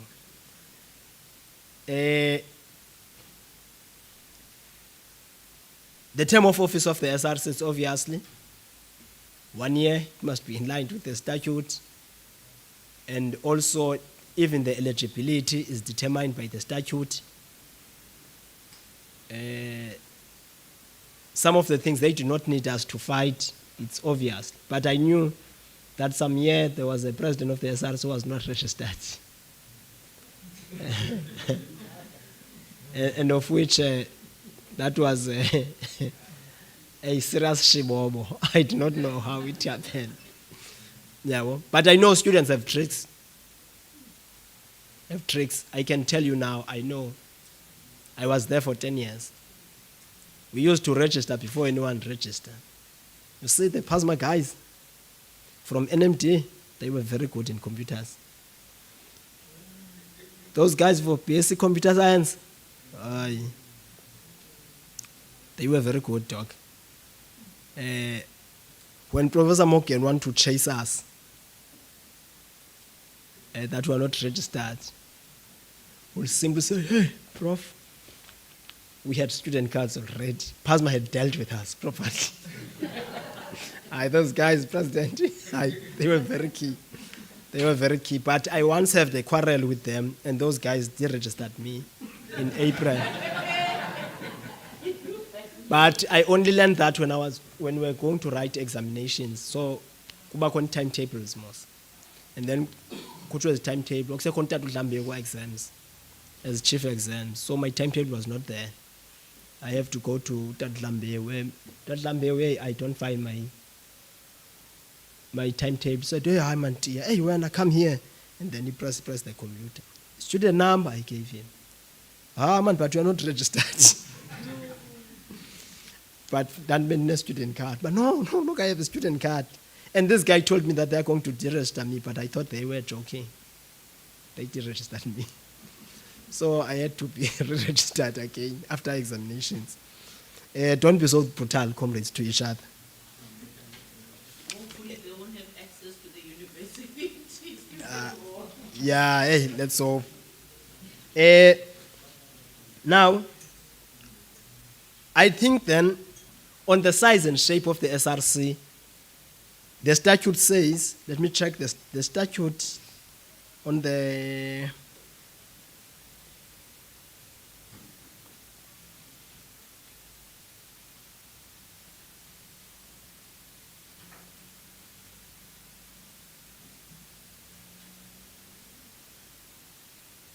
The election of SRC members must be democratic and transparent in accordance with the rules. Once they talk about transparency, they speak also about accountability. Back in the days when I arrived in UNITRA, before SRC elections, I worked on the AGM. We worked on mass meeting. Pa AGM, it used to start around 2 in the afternoon till 2 afternoon tomorrow. Mr. Changela can tell, you can attest to that. At some stage, he was the treasurer of the SRC. Qala ngo-2 meeting emalanga namhlanje phela ngo-2 emalanga ngomso. Okoqhutywa the whole night. And on a report that used to be interesting to most people, by a financial report. Because we'll accuse each other of stealing the money. I remember these PASMA guys, they would cartoon me having dreads and carrying a bag, going home to Mpondoland with the university man. Hey, these guys. Yeah. So I'm saying then, comrades, that whatever that we are going to do, it must be in line with the statute. Once it's against the statute or the act, then it's invalid. But the question of accountability becomes very important and critical. Maybe when you discuss the constitution, and particularly on the, what is this, the student parliament now, ISG, yes. You must talk about accountability there. You can't come to office and just leave. There must be some sense of accountability so that when you are a CEO, njengalamsekelo wasisinobondo, walomfana wayifunda esikolweni nathi wayidibene naye, you must be characterized with proper principles and knowing very well that ethically you have to account. It's a constitutional requirement. That's the constitution of the country that says that. Although here it's not captured in this statute, this thing of accountability, but in the constitution of the republic it's there. And you can't then do something that will contradict it. So the secretary of the SRC must account to the parliament and tell the parliament what is it that they did in office. So that even those who attended the student parliament must be able to go to their societies to go and disseminate the report of the secretary.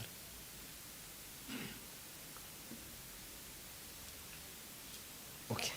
Now, the statute is not so eloquent on the size of the SRC, which then the constitution of the SRC must speak to the size of the SRC. And also must speak to because it does not speak to the discipline of the SRC members. In their constitution. Maybe even these things of regalia and so forth, they be captured there. So, there is that also, as I'm going to sit down, I'm told that I'm speaking a lot. Either the SRC will be elected in accordance with the proportional representation or one seat, one member. It depends on the constitution of the SRC. Because really the statute, the act, does not tell what to do. But the constitution of the country says it's proportional representation for the cabinet of the country. Yeah?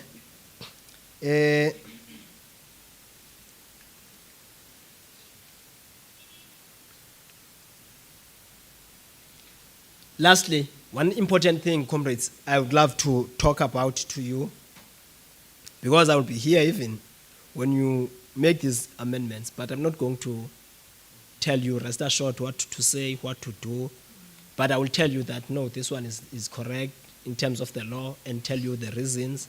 If it needs be, I will support that with case law. Yeah, and with the legislature, what does the law say of the Republic? Now, if the issue of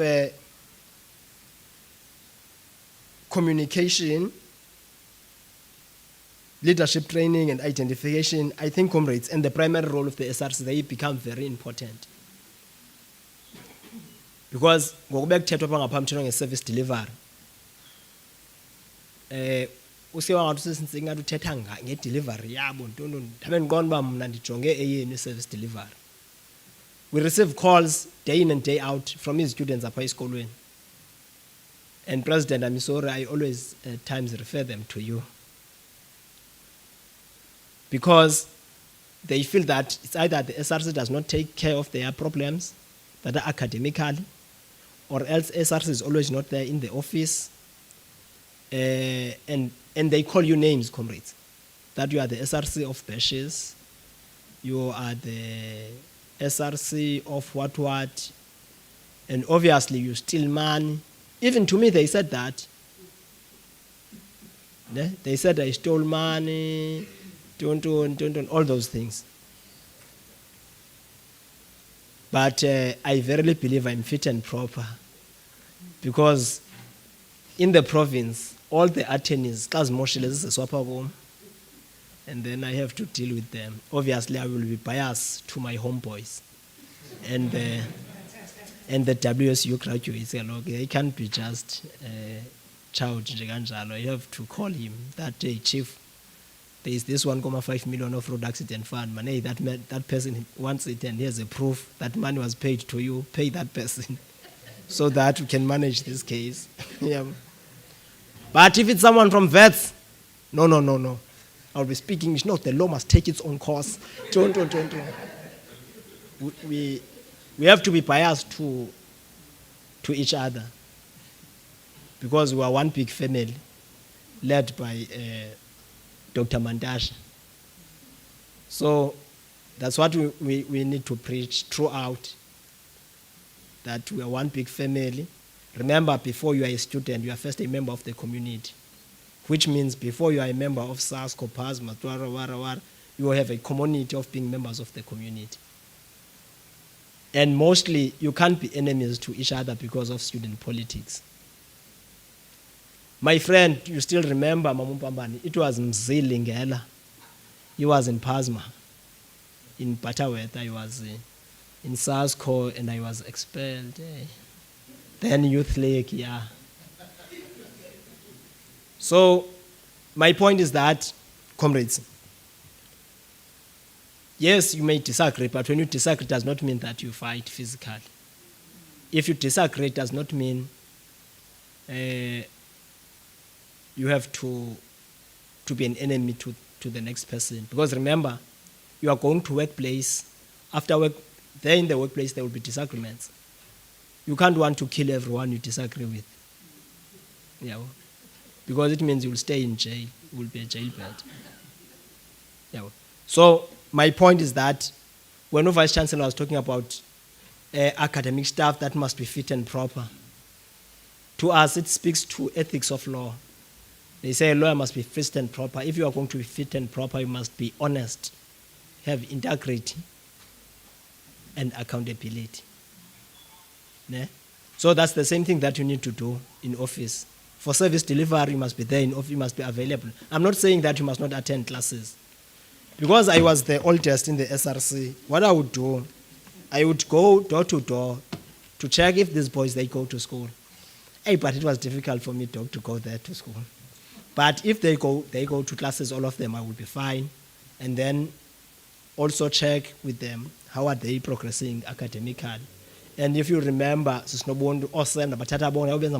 church, because I wanted them also to be religiously guided, so that they do not become wishy-washy in the campus. So, comrades, I wish you all the best. I will be here to assist when you need assistance. Also, this exercise is very important. And remember, even when we have left WSU, this constitution will always be here. So you must not do it because you want to achieve a certain thing. Possible, some of you won't be here next year. They will be employed somewhere. But